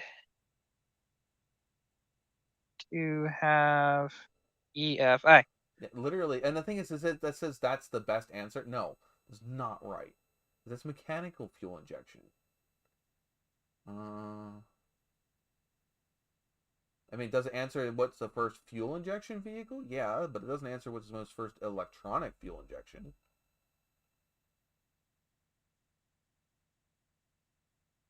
See, it's interesting because they also mention about Cadillac using injection, and they did in the 70s, but the Cosworth was first, though, from what I've seen. But I think it was the same year, so. Yeah.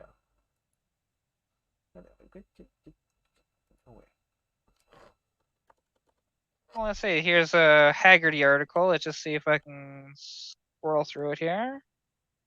Let's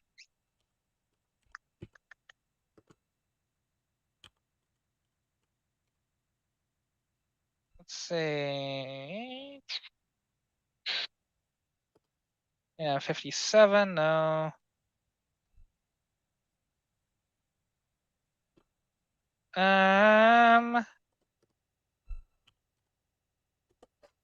Okay, I don't care about that. Wasn't the Volkswagen 1600 the first car with electronic fuel injection? Oh, I doubt that. Because they did that late 70s. Like the 1600 didn't have fuel injection on those until like injection history. 77. Yeah, I'm looking that on Haggerty right now. Seeing if I can find. Look at the page. There we go. Let's see. Oh yeah, but technically I did say GM though. So.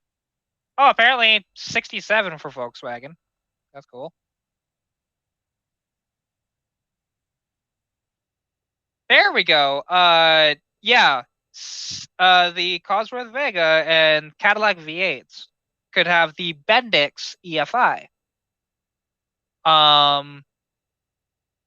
Yeah, I forgot that they put the same system on those, Yeah, but they were slightly different because it was V8 instead of 4-cylinder. What year was that you were talking about? 76. Um, Yeah, and in the end they of the do have 60s, European auto manufacturers began experimenting with mechanical fuel injection for production vehicles. Outfitted select models with Bosch Jetronic mechanical fuel injection continued into the mid 60s. An American corporation absorbed by Honeywell in 1983 was responsible for the first fuel injection system offered in production vehicles. In 1957's American Motors Corporation outfitted the Rambler.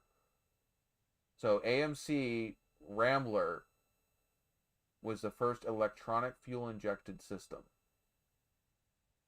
in a 5.4 liter V8.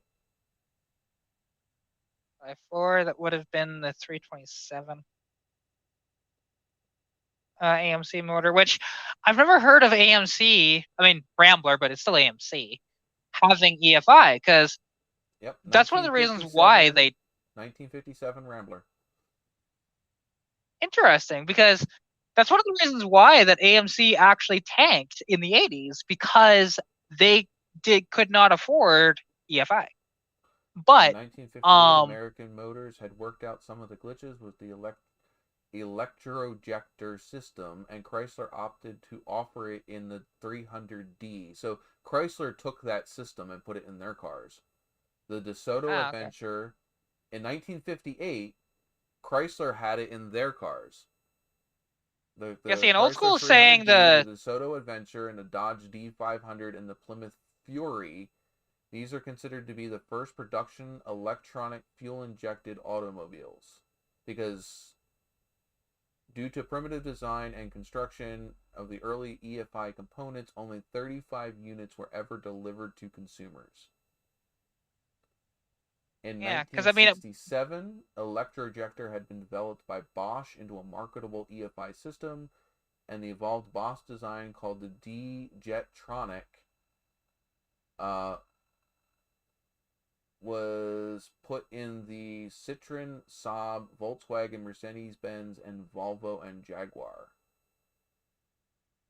in the 67.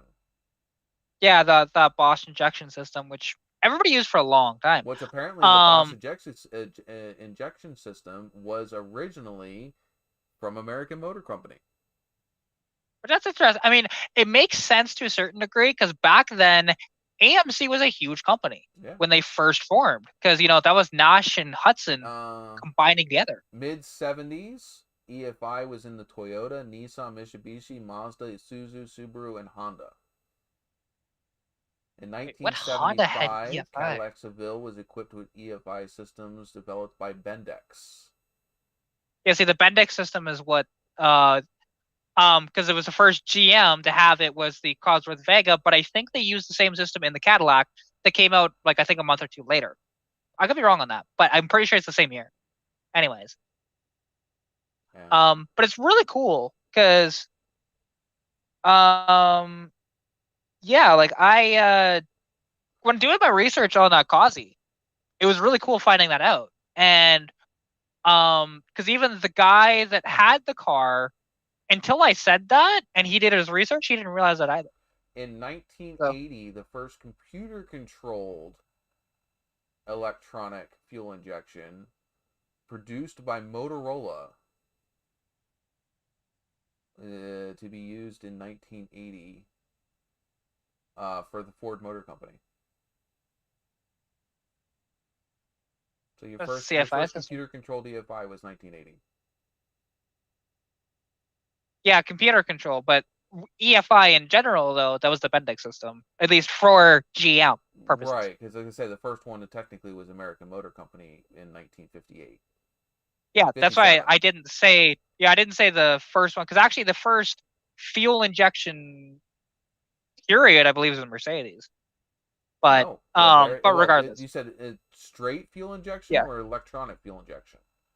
Well, electronic fuel injection for the GM purposes, but actual fuel, like regular mechanical fuel injection, I believe that was Mercedes. Nope. But really, wasn't the 55 Goldwing? if you're talking about mechanical fuel injection, was originally used in aircraft engines in 1902.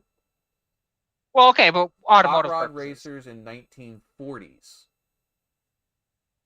But production car. Production cars, Production car. yeah, 1950s, Mercedes-Benz embraced mechanical fuel injection. Yeah, that's what I thought. Because yeah, like there's always gonna be people. Because I know most of the stuff branched from airplanes, right? Yeah. Most of it did. So and it was actually an airplane fuel injection system. I think it makes sense, to be honest. Yeah, it's kind of interesting that way, and yeah, like it and it's really cool because, like I was mentioning before, because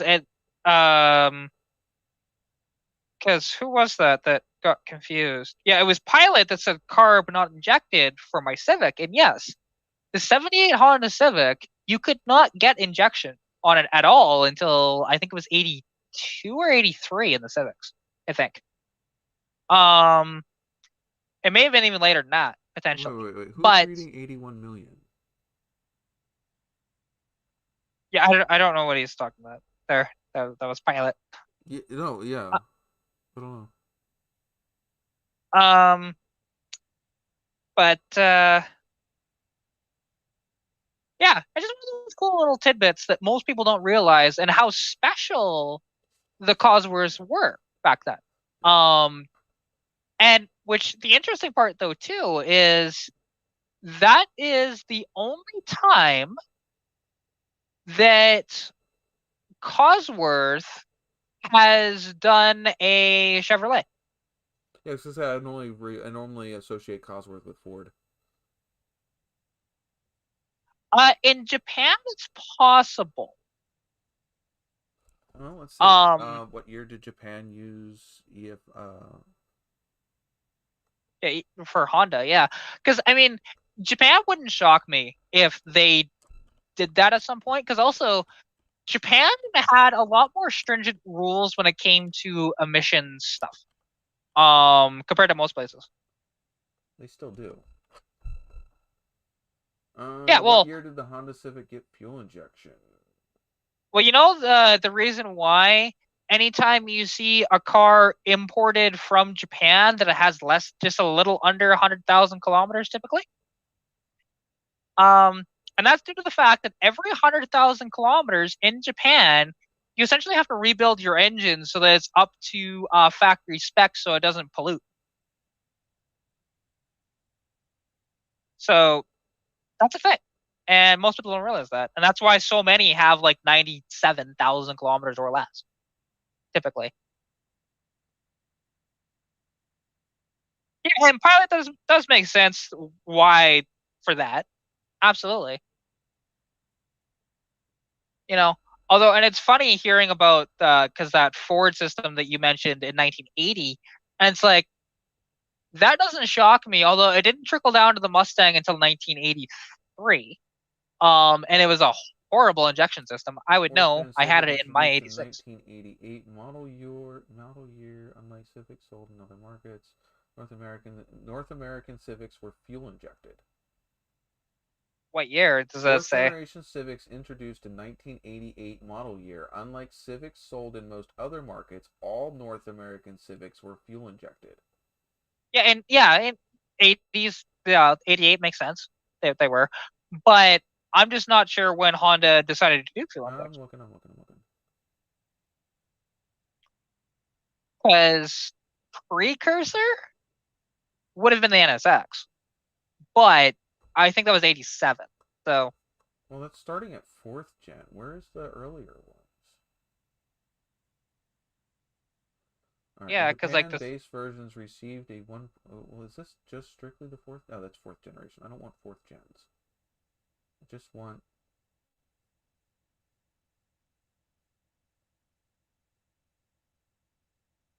Let's see. When did Honda get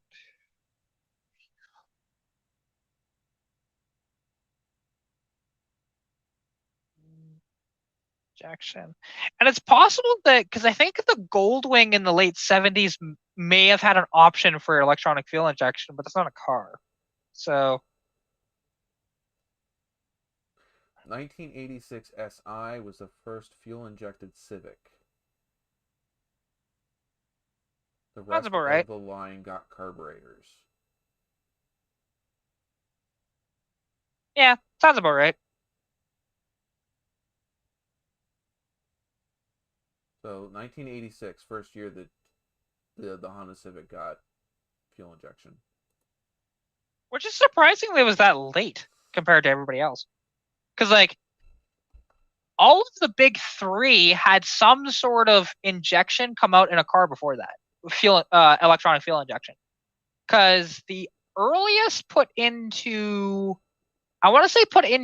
American cars, at least from the 80s standpoint, I think was the 81 Chrysler Imperial. That kept it. I could be wrong on that, though. I know their injection system was terrible, too. And actually, it's kind of funny. They had a recall on it where they just converted it back to a carburetor. Mm-hmm. And 81 was the only year that it was available because it was such a bad system.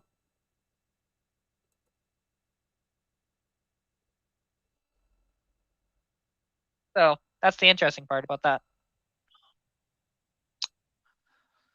Yeah, everybody keeps saying 86 SI. Yeah, and does make sense. Because, yeah,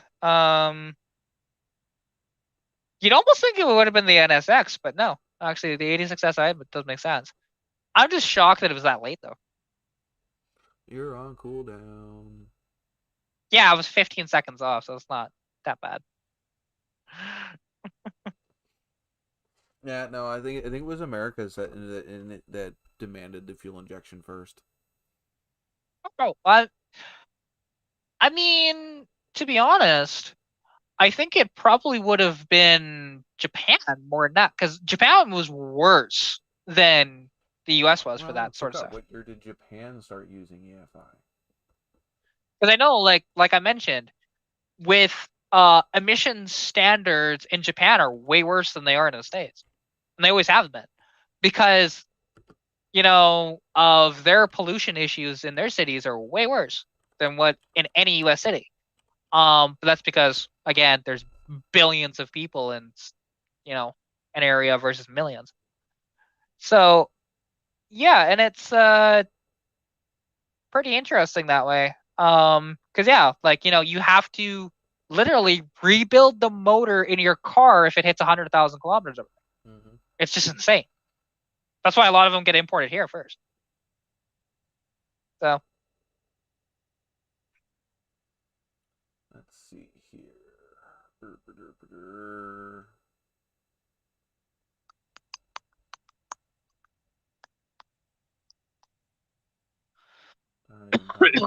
Electronic versus manual. Just the types of direct injection. I mean, and even it's kind of funny because my Civic, that's 78, the carburetor itself even has like a manual choke. It's not even electric, which most American cars by that point had electronic choke. What year? So, it's 78 that still has a manual choke. So yeah, both my Nova and my Firebird had a no. My Firebird was a heat riser choke. Oh yeah, see, with like my Mustang, which is an 81, but let's be honest, that motor's designed from the 60s. That has like electronic ignition, and it has a electronic choke. Like there's wires going right up to it, and it's electronic. No electronic choke on my Trans Am. Not factory. That's surprising. It has a tube that runs down into the intake, and when the tube heats up, it releases the choke. Interesting. Yeah. But mind you, it makes sense. Like, it makes sense why GM, because GM did that for like a long time of just being cheap with everything and not developing it as much as they could have, considering they were the biggest company. They just wanted to make as I'm much trying money to as they think could. of, So because I mean, the thing is all an electronic choke is, well, at least for a lot of GM vehicles, it's just a freaking coiled wire, a coiled spring that when an electric charge is applied to it, it heats up and expands. yeah, and that's I'm pretty sure that's what the electric choke is on my carburetor. So I mean, technically, keep it simple, stupid. There's nothing wrong with the freaking heat. I mean, the heat one does just the same, if not better, because it's actually relative to the temperature of the engine, not just how long the key has been on. Because technically, an electric choke, it's going to reach wide open choke the same time, regardless of when the engine actually starts, because it goes from the time that you turn your key past the on position. So the second that you turn your key off of accessory, and you push it because you have to push it to the on position and then the start position. As soon as it reaches the on position, that electronic choke is already heating up. So it's not. See, the actually, electronic choke is not dependent on the temperature of the engine. Oh no, actually, on the Fords they are. Because I think it actually uses, because it does have an electronic charge to open it, like for the motor itself. But I think it's a proper temperature control thing. Well, yeah, but like, GM1's just a spring. There's no motor. Well, because the thing is, you can turn the key on, and nothing will happen with that choke until it's actually running. So that's why. Because I've done that. Because I left the ignition on for 3 days, and it wasn't stuck open. So, because I accidentally left my key on in the ignition slot, because I took the buzzer out of my car, and that's why I left it in there, to be honest. But, yeah, that's actually when Roy came down. Are wired as soon as it gets power, from key on, it sends power. It grounds out the because the other Brock carbs are the same way, like the one that's on my TA now. As soon as the key as soon as it has powered ignition, it's sending power to that choke. Now, granted, you have to bump the throttle to get it past that first notch for it to open up the choke blade, or for it to close the choke blade. It also opens the throttle part way and holds the throttle part way open until the choke is fully open. Yeah, see, Forge isn't quite like that. It's a little different. Because I'm not sure exactly 100% how it's set up, because I haven't delved into the choke mechanism itself. I just plug a wire in and away I go. But I do know that, again, it's when the car is actually running. So it's possible that it uses power off of. Actually, I think it uses power off the coil, and that's how it dictates that, which would make sense. Because until you turn the key actually onto the ignition side of it, that coil isn't firing, right? So that would make sense, actually, and I believe it is like that. I know that the GMs it's as soon as you turn the key on. Yeah, well, much more, simplistic that way, but kind of dumb at the same time, right? Yeah, it's just it's whenever like most of the GM's electronic system, it's either on when the key is in the on position, or it's on when the key is in the on position and the accessory position. Yeah. So normally most of GM's electronics is not dependent on whether or not the engine is actually running. Yeah, see, Fords are, but that's because they use the Motorcraft carburetors, which were developed in house, but yeah, and because like my car right now, even when it had actually the original carburetor was a Holly, it was a Holly 1100 is what they called it, and Motorcraft had their own version of it as well, but mine was specifically a Holly. It's slightly different, but yeah, and it had the same sort of system on it until the choke wire actually melted. Yeah, because that was the thing that happened. I'm amused, like with GM vehicles mainly. I get amused when GM owners of GM cars that don't race them, just whatever. They just want to hop up their vehicle. They go and they choose a square bore setup for their GM vehicles. So like a Holly double pumper, whatever it is. Because if you're driving your GM on the street, the double pumpers and things like that, they're not actually that great for fuel economy or drivability in GM vehicles. They're not. Where compared to in a Ford or a Dodge, it's perfectly acceptable. Yeah. Because GMs are designed to use less fuel at lower RPMs and need less fuel and air, and so they run better with the smaller primaries, and then the larger secondaries. Because see, like a Holly and a GM, it's great if you're going to run that car wide open, but if you're going to just cruise it around the street, it doesn't need them giant ass primaries. Oh no, definitely not. Like to be honest, with the Ford 302s in any of the Fox bodies, if you're just putting a 4-barrel carb on it, which some could have a 4-barrel from the factory, but not many did. If you're just wanting to upgrade the carburetor on it, right, up and do the intake, you can only go to about like 600 CFM, and you can do a double pumper on it. Although that's a bit overkill, to be honest. But you can do it, and the car will run just fine and get not great economy, but it'll get okay economy because, again, you're putting that big of a carburetor on a 302. It's going to happen that way. And yeah, because and like 4-barrel carbs obviously aren't the most efficient when it comes to fuel economy. They just aren't. 2 barrels are better for that. But I kind of wonder, has anybody ever tried putting a spread bore, quadrajet, whatever, style carburetor on a Ford and to see if its acceleration response at lower RPMs is more responsive because of it? Because that's the whole point of this, like the quadrajets is they're a lot peppier, at partial throttle or low throttle. Yeah, I don't know. Like you'd have to do a custom intake on that. Oh, hey, no worries, old school. Well, no, catch you later. You don't need to do a custom intake. You just need a freaking carb plate.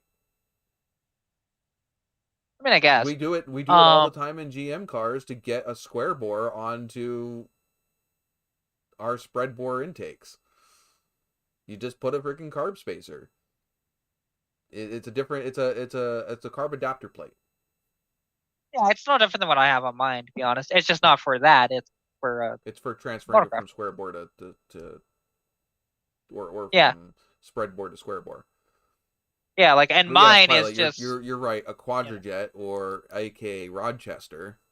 I think did Carter also have a spread bore? I think Carter was the original design before Rochester. I've always heard of it being Rochester because Carter. Rochester is actually there was a carb that the Rochester is based off of that came before the Rochester. I mean, I've always heard of Carter being with Ford, maybe? Dodge. Hold on. With Dodge. What is? Well, because like any of the you ever hear of the what the hell is that carb called? The carb with a plastic body on it? That piece of crap? I have no idea. What was that carburetor called? Yeah, see, the Carter AFB was a great carburetor, and that was Dodge back in the 60s. But the carb that I'm talking about is a Carter. Carb had a plastic body, which terrible idea, but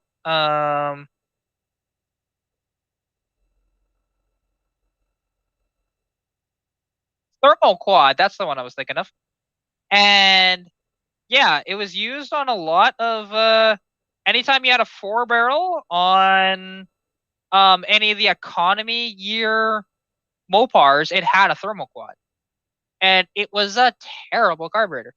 Because what do you think happens when you have a plastic body on a carburetor? It warps. Right. So it leaks all the time, gets vacuum leaks constantly, and it's terrible design. Awful.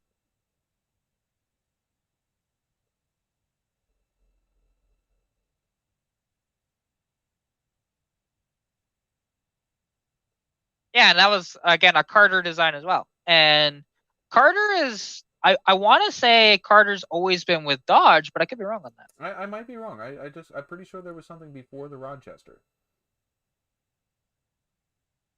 I mean, Rochester's been around for a long time, so. Well, Same as Carter. I just read it. The original Quadrajet was used originally in the 1965 on the 396 engine.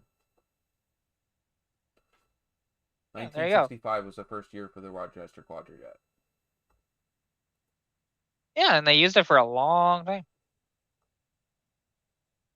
They used it longer than I think most carburetors, other than Autolite or like Motorcrafts. But that's internal to Ford, so it's not the same as opposed to contracting something out to, Carter or Rochester. Let me see if I can look this up differently.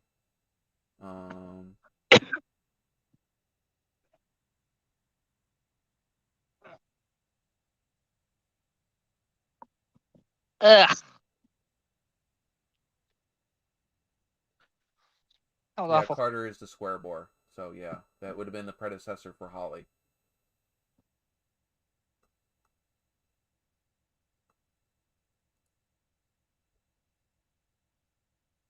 You didn't buy that carburetor repair shop?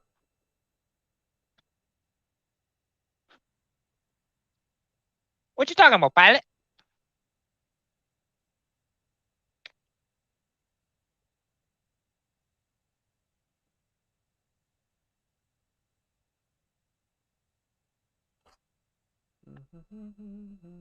The last cars to use carburetors was the 1990 Oldsmobile Custom Cruiser, the 1991 Ford Crown Vic Police Interceptor, 1991 Jeep Grand Wagoneer, I was gonna say Wagoneer, yeah.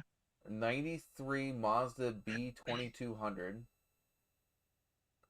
the 94 Isuzu, and a 95 Toyota pickup truck with a 22R. Last cars to use a carburetor. 95 Yoda. The 22R? That's so weird because they offered fuel injection on the 22R back in the 80s. But that That's was interesting. the last one to still have the option to run a carburetor. Huh. Interesting. Because I would have thought it would have been Jeep with the Wagoneer because when Chrysler bought Jeep, they kept producing the Wagoneer with the AMC engine in them. They did not put Chrysler motors in. And it was 91 was the final year. The first 4-barrel carburetors with 2 primary bores and 2 secondary bores was the Carter WCFB and the Rochester 4GC, simultaneously introduced in 1952. Oldsmobile referred to the carburetor as the Quadrajet, QUADRI-jet. While Buick called it the Air Power. The spread bore 4-barrel carburetor first released by Rochester in 1965. So 1965 was the first year for the spread bore. So yeah, Rochester was the original Quadrajet. Yeah, makes sense. I would have figured that. Yeah, there we go. But the first 4-barrel was 1952, which was a square bore. Yeah. Interesting. His phone dies fast. Let's see. Carter AFB, thermal expansion. Yeah, he was talking about thermal expansion with the. He's saying he's glad he didn't buy the carburetor repair shop because they're useless now. There are still. I have a guy that I follow on Instagram that makes a fortune rebuilding carburetors because the thing is boats and stuff still use them. Yeah, boats. There's still motorcycles nowadays that still use carburetors. Not in too fact, many. That's who I would have gone to get the carburetor for my Trans Am done. But it would have cost me like $600 and some to get done. But yeah, that and at would have that been point, you restoring could just it back to factory specs. My car's not factory specs anymore. Yeah, see, and like and at that point, it's like you Then may I'd as well have just to get an send it. aftermarket Then carb. I'd have to get it flow bench tested, and set up to run the cylinder heads that are on my car and the cam. Where Yeah, I don't like have to a worry lot about of that now because yeah, it'll the Holley EFI will make its own adjustments. Oh, cool, yeah. I would Jesse. love to go to a sniper on my car so bad. It'd be great. You know, and it'd be Expensive. kind of interesting It's expensive. if they make. Oh, I know it is. When it's all said and done, I'd be looking at around $1,200. Because I don't have to. I don't have to swap. No, I don't have to swap the distributor. I can use the stock distributor with my sniper system. You can, but it won't control it. No, it will actually. You can put the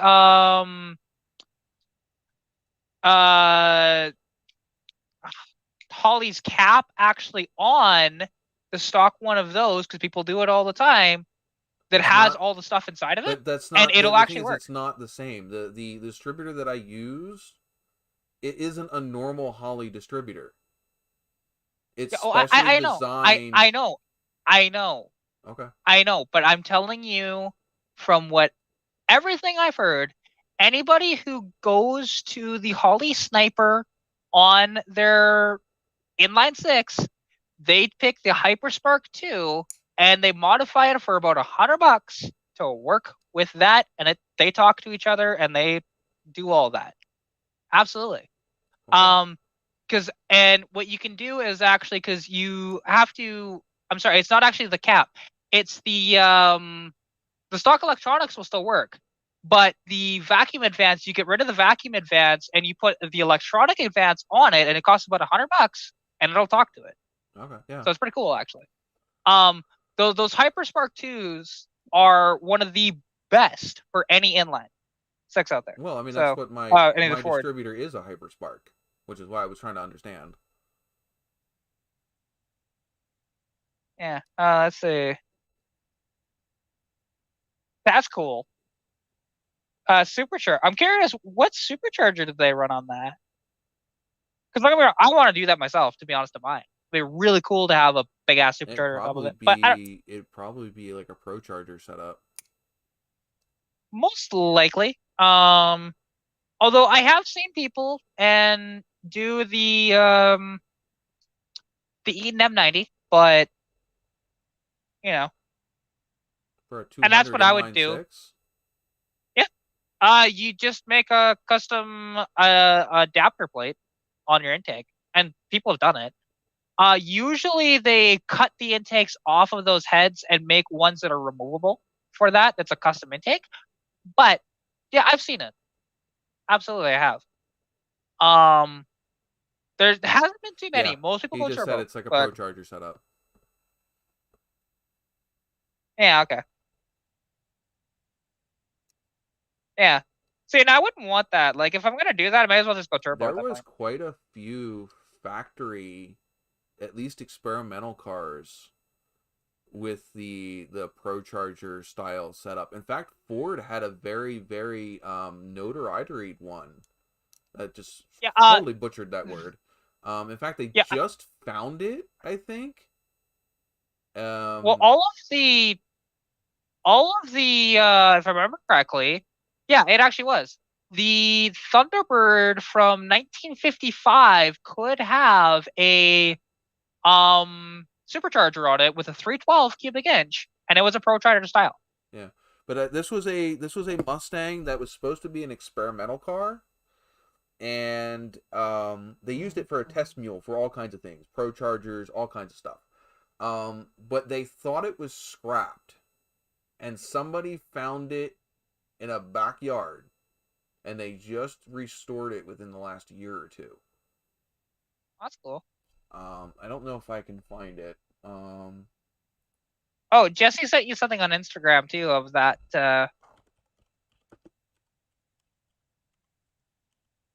Of that inline with the supercharger. I'm assuming that's what he's sending you. Probably. So yeah, a Ranchero with a supercharger. Yeah, cool. it was. I think it was a 1967 Ford GT500. Yep, that's what it was. Long lost little red 1967 Mustang GT500. Oh yeah, Little Red. Yeah. Yeah, there was Little Red and the Green Bastard, I believe it was called. Yeah, but this car was used. They'd stuffed a giant ass freaking supercharged V8 under the hood at one point. Yeah, because that's actually owned by dude that owns Barrett Jackson. I can't think of his name. Yeah, he owns that car. Hornet was the other one that you were talking about. Green Hornet, that's the one. Yeah, they're sister cars to each other. Yeah, and they found both of them, and so Barrett Jackson as a company owns them both. Yeah. So. But that car was not supposed to still exist. There's many of stuff like that out there. Crushed. Yeah. Well, that's the fun part about it, especially back then, because they couldn't really track it as well as they do now. So, there was a lot of stuff that slipped through the cracks all the time. And, and there's still, because now when stuff gets crushed at the junkyards and stuff like that, well, there's actually government making sure that it happens. Yeah. Compared to back then. There is a Viper that got, I think it was a Viper that got out of that. Apparently they crushed a boat. They painted a boat to look like the Viper, and they crushed the boat and showed pictures of the boat as proof that they crushed the vehicle. I think it was hilarious. No, it wasn't a boat. I know exactly what it was because I was just watching it. It was the Lightning McQueen car. The full-size replica Lightning McQueen. It was on VinWiki the other day. Oh yeah, They said that they were supposed to crush it, and they painted a boat up to look like the car, and crushed that. Yeah, it's actually it's actually Hard Up Garage in the UK that owns that car, which is cool. He doesn't know what he's going to do with it. That's not the guy I think that was telling the story, because the guy who originally found it ended up selling it to somebody who was supposed to send him the original finder a mold of that body, so that way he can replicate the car, or at least the body, the shell. That's right. Yeah, he did do that. Forgot about that. Yeah, because that's Hard Up Garage, which actually that guy owns a lot of picture-used Fast and Furious cars. Actually, he bought a whack of them from Universal after their failed. They were doing a Fast and Furious live production. It lasted like 2 months. And it just flopped hard. But they used a lot of screen-used cars in that thing, and he bought a whack of them. With the Knight Rider cars that were not part of the train derailment cars, because all of the train derailment cars had to be crushed, but a lot of the cars that were not purchased through that, or not acquired through that GM deal, a lot of them ended up in different themed events. Yeah. Well, and the interesting part about Hard Up Garage, because he has, I'm pretty sure he has a YouTube channel. I don't follow him, but I think he does. And he's in the UK. And the thing is, he also owns from Fast 5. Actually, he has the ramp truck, that they used when one of the ones that they crashed into the train, that from Fast 5. Also, he owns the vault that they pulled through Rio. Oh, that's cool. De Janeiro. Yeah, which the vault is actually a car inside of it, sort of thing. Like somebody drives it, but it's cool that he owns that as well. He has it was a truck, wasn't it? It was on a truck chassis, something like that. Yeah, inside, but it's not an actual pickup truck or anything. It's just what they use for drivetrain and stuff like that. And yeah, because what's cool is that they actually did that stunt with 0 CGI, so pretty impressive. And the fact that they got permission to do that. Hey, somebody waves a lot of money at you. People tend to let you do things. That's what I loved about that Fast and Furious out of all of them is they did that stunt. And I there was liked the one where they were down in Mexico. I think that was that one, wasn't it? Yeah, they were in Rio de Janeiro, Brazil. Yeah, where the beginning opening scene is them trying to get the fuel truck. No, that's 4. That's 4. Yeah, that's what they called Fast and Furious. That was because they were running out of names. Where they're breaking Toretto out of the. No, I get them all mixed up at this point. Yeah, those are 2 different movies. Yeah, because he was already out of jail with that one because he was in the the Buick.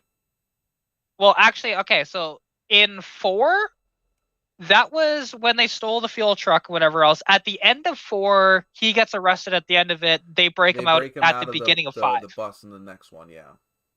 Yeah, at the beginning of 5. So, I know my Fast and Furious history. I think I it's not that I don't like the movies after that, but I think they just get too far away from the original. Oh, absolutely they do. I will admit that. I still like the movies afterwards, but they're not the same. No, they're not. They're fun to watch, but they're not. They don't feel like the first couple. No, definitely not. And I don't consider the second one. I don't consider that. They used too much CGI in that movie when they didn't need to. Yeah, I like the car. The cars. My buddy of mine owns a Monte Carlo replica of the one that went through the house. Oh, in Tokyo Drift. Yeah. The beginning. Yeah, that was in Tokyo Drift at the beginning of that. The second one, the second one I don't like. That's the one where they were in Los Angeles or whatever, and it had It was actually Miami. But yeah. Yeah, it was something. I know it was just some sunny, beachy area. Yeah, because the first one's based in LA. The second one is they had the orange Challenger. Yeah, that was Too Fast, Too Furious. Yeah. Yeah, I did not like that one. My least favorite out of all of them. That's amazing. Out of all of the Fast and Furious, that's your least favorite. What's the other ones? Because most whatever. I just don't like that one. Yeah, well, most people would say 6 for that, but and to be honest, for me, I think it goes Fast 5, the Fast and the Furious, Tokyo Drift. As in your worst to your worst favorite first? No, my most favorite Fast 5, then going on from there. No, so Fast 5, the Fast and the Furious. The very first one is my all-time favorite. Oh, don't get me wrong, there's nostalgia factor with the first one, but it's just how they made the 5th one, and with what they did. I think just for me personally, that's the one where what's his name passed away, isn't it? Or is that later? That's 6 or 7. Well, it gets a little convoluted in the story because Han, I'm assuming that's the one you're referring to. No, I'm referring to actual Paul Walker passing away in real life. Oh, that was in the middle of 7. 7. Yeah. I'm too old. So that's a lot. Yeah. Yeah, Furious 7 is the last movie he was actually in, and he hasn't been in a movie since. So they haven't brought his character back. They've referenced his character, but they've never brought it back. The 5th one's the one where they break him out of the bus? Yeah. That's the beginning of it, and then they rob the dude in Rio de Janeiro. Okay, and they do pull the that race vault through through the the mine tunnels or whatever, right? They use the No, that's F-bomb 4. Camaro. That was That's 4? 4. That's 4. What was the plot in the 5th one?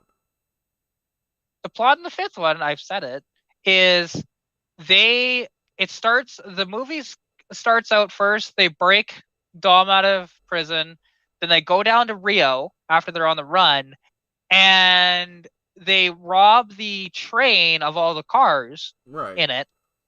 And then they rob the one of the crime bosses in Rio de Janeiro, and that's when they pull the vault through the city. Okay, so that's the vault one. Okay. Yeah, that's the one with the Charger police cars. Yeah, that's 5. Yeah, I'm sorry. I still like the first one. That's fine. I mean, I love the first one too.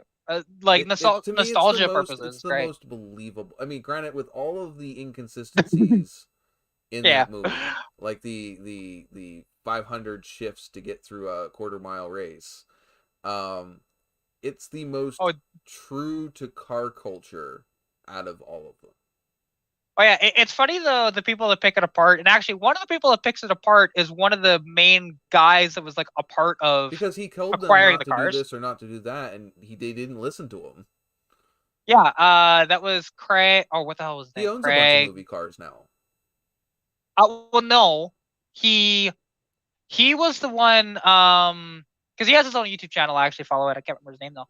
But he was the one that owned, like, before the movies got a hold of it, the Supra from the first one and the Skyline from the second one. Right. You know, he owned those beforehand, and then they has a bunch of movie cars now, doesn't he? No, he doesn't. He mostly hates the movie cars, to be honest, because the movie cars are built terribly. So, like, they all are. To be honest, like, if you look at one of the museums in LA actually has Suki's S2000 from Too Fast and Furious. Which wasn't that just a reused one from the? No, they yes, reused... it was. They reused a bunch of cars. Yeah, I think they just reused one of the ones from the first movie, didn't they? Yeah, they reused a lot of the stunt cars, whatever else that Johnny Tran had in the first movie. And then they just painted them up pink and did all this crap. Yeah, but I don't consider the second movie. Like I said, as far as I'm concerned, the second movie was just junk. No, but a lot of movie cars are just slapped together with cheap stuff, and they're horrible. And they drive like crap. Look at the fucking Lamborghini that what's his name picked up. Brain fart. Wrenching Every Day. The owner of that channel. Oh yeah, Tavares. Yeah, he had that orange Lamborghini that was just absolutely just freaking Bondo bombed and freaking fake body kits and but yeah, they're only meant to be looking good. I mean, the Batmobiles, the original Batmobiles, they weren't great to look at right up close. The Knight Rider cars, they weren't awesome freaking whatever. Plus, you know, especially the ones that are used in a TV series where they're used how many freaking times, you know, they get abused. The Trans Ams from freaking Smokey and the Bandit, almost none of them survived that taping. Oh, no, they were band-aided back together just to be able to roll it onto the next scene for it to be freaking just a car to sit there to look like the real one. Yeah. Oh yeah. There was a lot of that. You know, it's no different than, I mean, don't get me wrong, they destroyed a lot of those cars and they just weren't really fixable in the amount of time that they had. Look at Dukes of Hazzard with the Chargers. Yeah, they went through 200 and some cars, I do believe. Not all of them were even Dodge Chargers. They were satellites and. Oh no, actually they were all Chargers, just some of them were different years. No, they used satellites. They used all kinds of stuff towards the end of that show. They just put Charger parts on them. Yeah, there was Dodge satellites that were used. I hadn't heard that. Yeah, I hadn't heard that. Yeah, they're basically the same car. I mean, it's like, slapping Yeah, Firebird parts on a freaking Camaro just to get it to look oh like yeah. a Firebird going down the road. I mean, yeah, you walk up to Although it with close, you're going to tell they're not the same car, but from a camera angle, especially back in the 70s, you're not going to which know. actually and something that pissed me off actually, I remember seeing there was a guy selling. It was it was supposed to be a 69 Firebird. That's how it left the factory. And honestly, 69 I think is the best year personally. Nice cars. Anyways, but Not the best he decided. handling cars. Well, no, definitely not. But he decided I'm gonna dress this up to look like a Camaro. Just like, why not just buy a Camaro? They're cheaper. Well, they're actually not cheaper, but they're easier to find. Plentiful. Yeah, way more plentiful. It also depends on what type of Firebird, because I mean, like trying to find a 69 Trans Am, forget it. You're not. Oh no, but like it was just a 69 Firebird. Right. But still, it's a 1 year only car. That honestly, you can't you don't find that many first gen Firebirds. You'll find first gen Camaros everywhere, but finding Firebirds is kind of rare. 69, no. The only thing a 69 is as a one would be the Trans Am, because they made Firebirds the nose. 67, 68, and 69. Yes, I know that, but you look at the nose. That's a 1 year only nose on the 69. Well, yeah, because it's just like saying it's like the later Firebirds in the late 70s. There was 1 year onlys of those, but the body shell is still the same as every other year from 70 to 81. But also, if I remember correctly, it was the nose and the fenders. Because I thought there in the 70s, though, that there wasn't 1 year only styles. It was usually 2 year. Because they went to at least 2. They went to the second gen in 1970. Yeah. 1970, and then that kept basically the same to like 72 or 73, and then they changed that again to 76, and then 77, 78, of course, is different as well. 75, and then they changed the back between 75 and 76. They changed the back glass. Yeah, I guess you were right on that. It's almost the same car, like fender and bumper wise, but the 76 had the wraparound rear glass. Yeah. Oh yeah, that is right. But and you also had the introduction of the 50th anniversary car in 76. Wouldn't that have been like the 10th anniversary? 50th anniversary of Pontiac. Oh, okay. Well, actually, which was Pontiac the first 50th? original black and gold, what they call the Bandit edition, which it isn't, because the Bandit edition started in 76 before the film ever came out. Yeah. Oh yeah. Yeah. You know what year the cars were in the film? Weren't they mostly 76s? That 76s with 77 front noses. Yeah. And just one of those things. But the 69, though, at least from a lot of different styling cues, was a 1 year only sort of thing, because it wasn't just the nose. Yeah. The Endura, because I think it was the fenders and stuff, was originally on the GTO. Yes. And that was 19. Wasn't that the 69? 68, 69, 70. Yeah. Yeah. And then all of the Firebirds had Endura front bumpers. Yeah, it was different. Actually, I thought it was all. Yeah, actually, after that it was. Yeah, you're right. Because I had the same front bumper, and I had the same front nose on my car. Yeah. Same stuff. You can never to repaint those after they've been squished. You have to bring the paint all the way back down to the original bumper material. Well, it's a nightmare. Don't get me wrong. I know that. Otherwise, the crack will show up through all the layers of paint. Yeah, I just personally love the 69 Firebirds. Good cooking car. That's my favorite. That's like absolute favorite year. I love like every other year of Firebird, but that's my favorite year. It's just like Mustangs. my absolute favorite Holy year, is shit. also a 69 as well. I'm sorry. Looking at your points, the last time I had it updated, it was at 58. You're up to 84. Yeah. 20,000. No. 200,000. No. Yeah, 200,000 300,000. points. Yeah. In however many hours. Oh, we've been going for like 4 hours. I haven't been here the full time though. I started about an hour in gambling, so. Yeah. Jesse's close Yeah, by with 69, and then Team Mechanic down at 28. Mongol's Garage and this is 100,000. Yeah. And actually, Pilot, the Enduro front bumper on GMs would have been 68 GTO. That's what I said. The GTO was the first one. Yeah. I did say I thought it was a 69. I forgot it was a 68. Yeah. Well, 68, 69 GTO is pretty much the same car. Mm-hmm.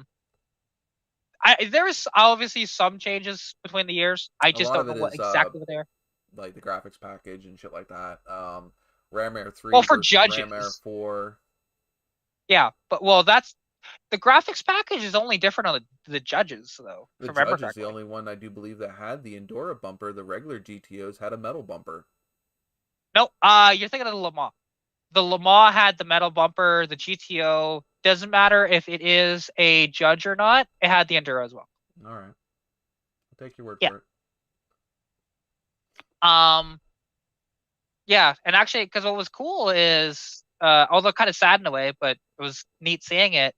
When I went to Bucks, actually, the scrapyard there, and I did my video there.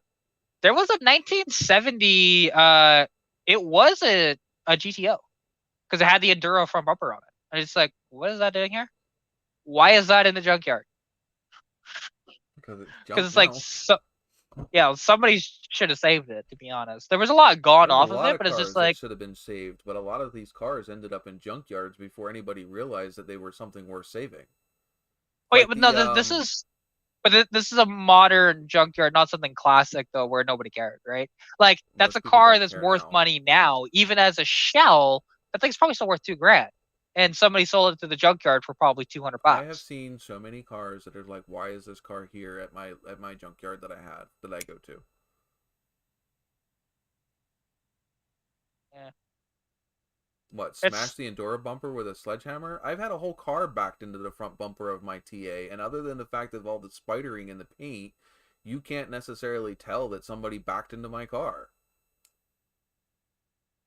Yeah, oh yeah, like because yeah, well, it's like the Fox Body Mustangs. They all have Enduro bumpers on them too. They're the rubber. It's great. You squish them and they pop back out. Actually, better than most of today's front bumpers. That today's front bumpers, you squish them, they kind of stay that way. Yeah, it's like I don't know why. Well, because they're not as thick; they're really thin. That's why they don't bounce back. The older ones, yeah. Yeah, and it's just like it's just so sad. They're softer. The older ones are softer than today's bumpers. Yeah, and they should change that again, but they won't. You end up having to repaint the whole damn thing anyway, but it just doesn't look like it's squished. Still fuck up all the hard plastic in them, because the grills and the lower grills on my car, that really pissed me off because they were in perfect condition. Well, actually, it's something cool that that people have done. There hasn't been too many people that have done this, but because of the Fox bodies, actually, because like that entire grill and bumper with the markers on the side is all one piece, right? And what somebody's actually done, I think they just did the bumper portion. They kept the other part Enduro, I think. I could be wrong on that. But they made it a metal bumper proper. And it's like, that is freaking cool. Yeah. There was a guy in one of the Fox body groups that I'm part of that was building it for quite a long time. And I don't know if he ever finished it, but it looked freaking sweet. With the metal bumpers on it. A lot of F-body guys, they have fiberglass bumpers that they put on them. Because they don't sag. one of the bad parts about the noses on the Firebirds is they like to sag. Yeah, see, the Fox bodies don't have that issue. However, the 79 Fox bodies in particular, some other years have it too, but not as common. 79 was the worst for warpage. Yeah. Well, it's basically it's warping. It's just it bows in between where the bolts go. You got the bolts that go through it to hold it to the main part of the body, but wherever the bolts aren't, it likes to droop. I can show it to you on mine. Mine does it too. Yeah, see, like with the yeah, because actually on the GMs, because do they have like a metal frame in there that it's bolted to, or no? Not really. No, okay, because the Fords do. So they don't have that much of an issue. It's just aesthetics that they sag, like that they warp and look like crap. Because like yeah, I have actually on my car right now. It's a pace car bumper, on the rear. Yeah. The only thing I swapped inside, there's a plastic like foam structure that goes inside of it, but that's more for crash absorbency, whatever. And then you have the steel bumper. That's basically what's in that nose. There's a steel inner bumper, but it's literally the crash bar. Interesting. Yeah. On the Fox bodies, because it just has, and it's not, it's because there's like this metal sort of frame inside, but it's just glued onto the rubber. And yeah, and then there's studs coming out of it that you just put your nuts onto. For the bumpers, both front and rear, actually. And then they have, of course, the crash bar sort of bumper in behind that. But there's no foam or anything like that. It's just straight up. Yeah, I'm trying to get a picture for you here.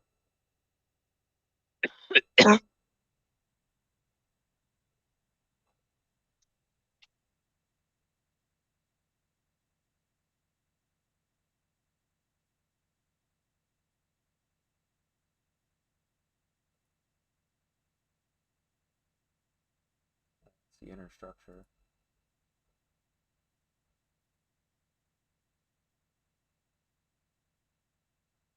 I'm trying to get a picture of it from the back. Nobody wants to show the backside of it. Yeah, because I still have my original bumper actually in the shed because I wanted the frame out of it to put into that pace car bumper because that pace car bumper is starting to rust where that frame is. But I don't know exactly how to get it out, so without damaging anything. Oh no, he's not hunting. He's just sniffing. That's all he's doing. Hey, Rascal. Listen, to be honest, he doesn't hunt. Like, there was one time a mouse got into my house, and or is it really grainy? Hang on. Once it pops up, it's a couple second delay because I can't see up there. It's not big enough. Yeah, okay, I can see that. Yeah. There we go. But yeah, so like there's this piece here, which is rubber, and then there's this here. Or no, is that the crash bar? That might be the crash bar there. Oh, looks like the crash bar part down here that bolts to the crash bar. Oh, see, mine inside that. Yeah, see, on the Fox bodies, they don't bolt to the crash bar. They bolt to the fenders. It slides over the crash bar. It doesn't bolt to the crash bar. It bolts to the fenders. Oh, you said bolts to the crash bar. No, the rubber frame, the rubber shape for the front nose, the inside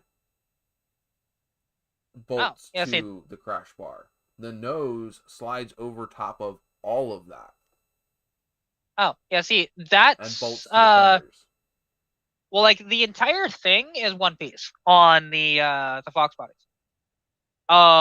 Like you take it off, it's entirely one piece with the frame and everything like that in there, and it's doesn't unbolt from that.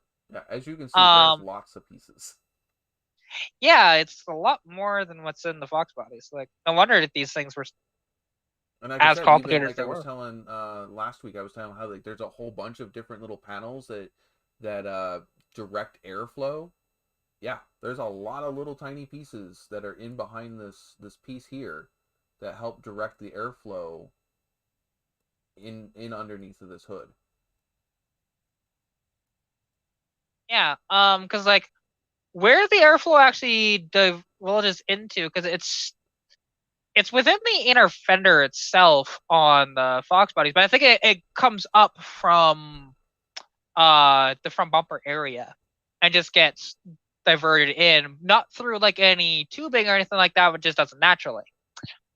Because you can actually find on, because all Fox bodies have this, although if it's a V8, it's slightly different. Is on because on the non V8 cars, on the passenger side, there will be a hole in the fender with a tube coming out of it, right? And that goes directly to your intake. On V8 cars, it's on both sides. Mm-hmm. Yeah, GM's the same way, but it's more air ducting to go towards up into the engine bay and then out the sides of the fenders to remove heat from underneath of the from the engine bay. You got to think that's a big engine that produces a lot of heat, and to keep those cars cool, especially with that nose that's on that car, they had to direct all the air they possibly can into that engine bay and then get it out of the engine bay. Yeah, see, and because the Fox bodies didn't really have the issues of like overheating or anything like that, so I didn't have to worry about that. Like, because there's plenty of, especially on the early ones, you get plenty of airflow. It's weird with me because when you look at a late Fox body, like 88 to 93, because they basically did not change at all between those years, or even 87 to 93 technically. You look, there's no grill on that period. Like, on mine, yeah. See, and it's just similar to that, right? Where there is no proper grill. Well, the grills for this car are right here.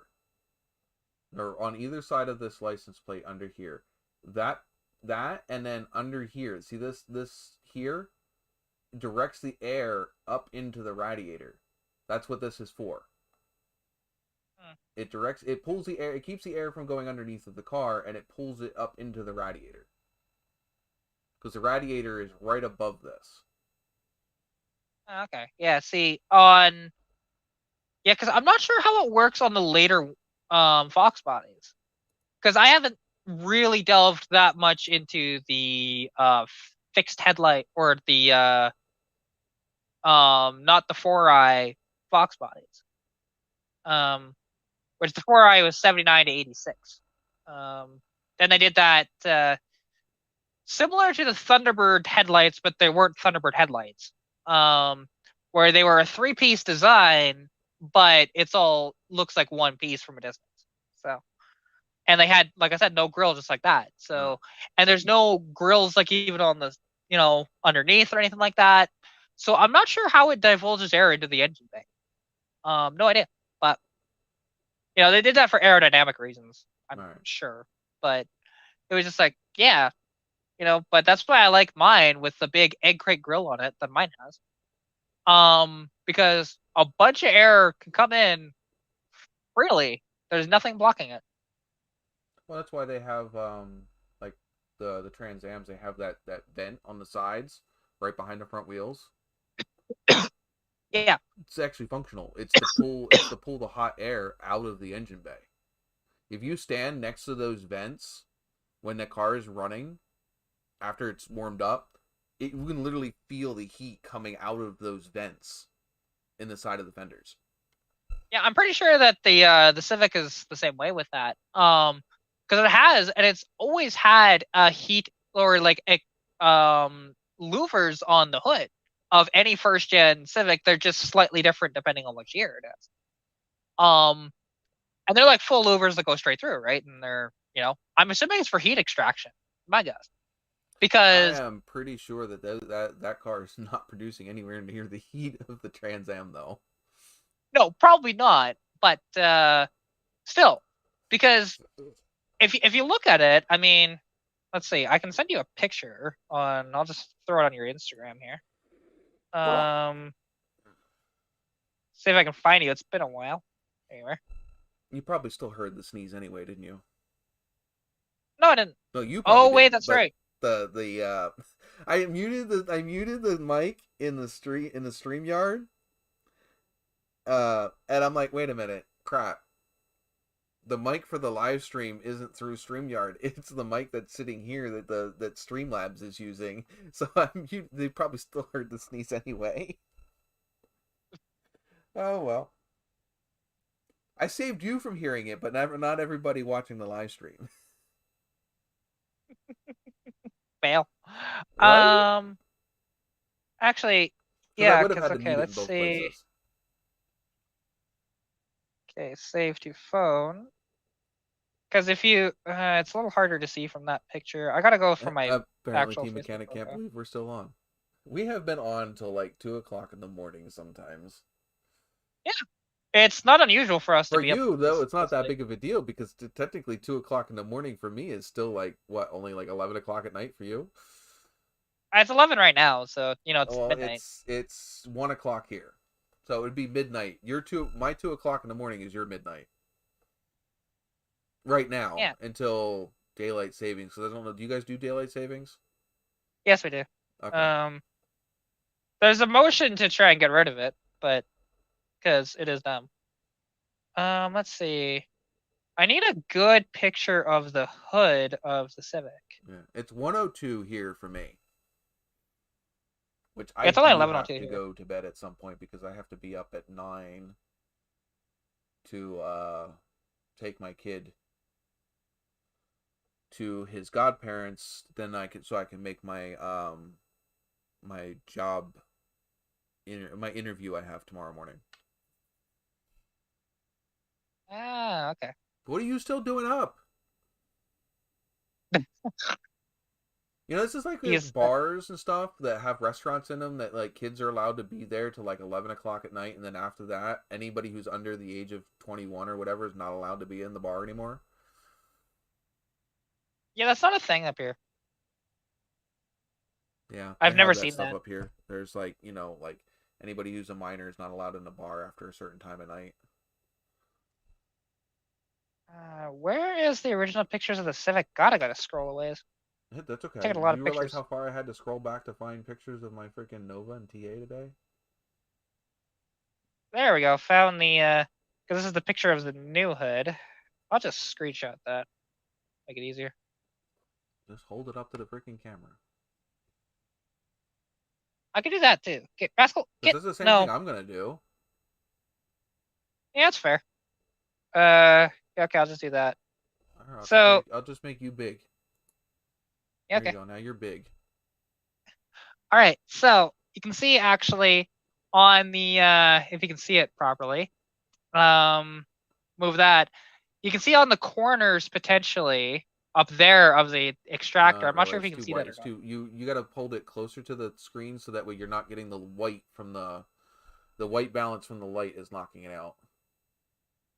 Yeah, so I don't know if you can see that. There you go. You can kind of see it there. The side. There you go. I can kind of see it, but it's not really great. Can I just pull up a freaking 78 Civic? Yeah, you can. Yeah, you can. Because it was 78.79 for that front end. So yeah, and it's and it's funny because that hood scoop that's on it actually does not feed the intake. It's the fresh air vent. It's a heat extractor. No, it's not. It's not a heat extractor. It's the hood intake scoop. for the cabin? Yes. Okay. Yeah, so that's where your fresh whatever is underneath of the front windshield on most GM cars. Yeah. That's your just this one. It's yeah, like in this one because it's this big hood scoop on the hood, which is great. Oh. Okay. It looks fantastic. Yeah, once you put it back, because it's only me here. Woo! I can see myself. I can see you seeing yourself. Yeah. Doing moves. There we go. Bust a move. Yeah, see, there you go. Yeah. So that's a cabin. See, that's your cabin intake. yes. That's hilarious. Right? You think, hey, look, that's where it would feed So cold these are air, and these absolutely. This is the engine heat extractors. Yeah. I'm pretty sure that's what they're there for, because I don't think they did it for styling purposes. You never know. Like, Honda did stuff for practical reasons, for the most part. Unlike a lot of other things, like a lot of side scoops and stuff on American cars, even today, a lot of scoops and stuff, they don't really do anything. They just appear to be there, and then the plastic is just blocked off. There's no actual opening. Yeah. That's well, that's true. But at least with that, though, the TA ones, it is literally everything on that is functional. Yeah, see, like on the Civics, because one thing is, you couldn't get very many options in them. Like, I don't even think you can get air conditioning on them. But to be honest, if you did, I don't know if you'd reach 60 miles per hour with a air conditioning on it. I think it would choke it down too much. Because again, 54 horsepower, not a ton. A wine barrel keg rolling down a hill has more freaking kinetic energy. You're probably not wrong.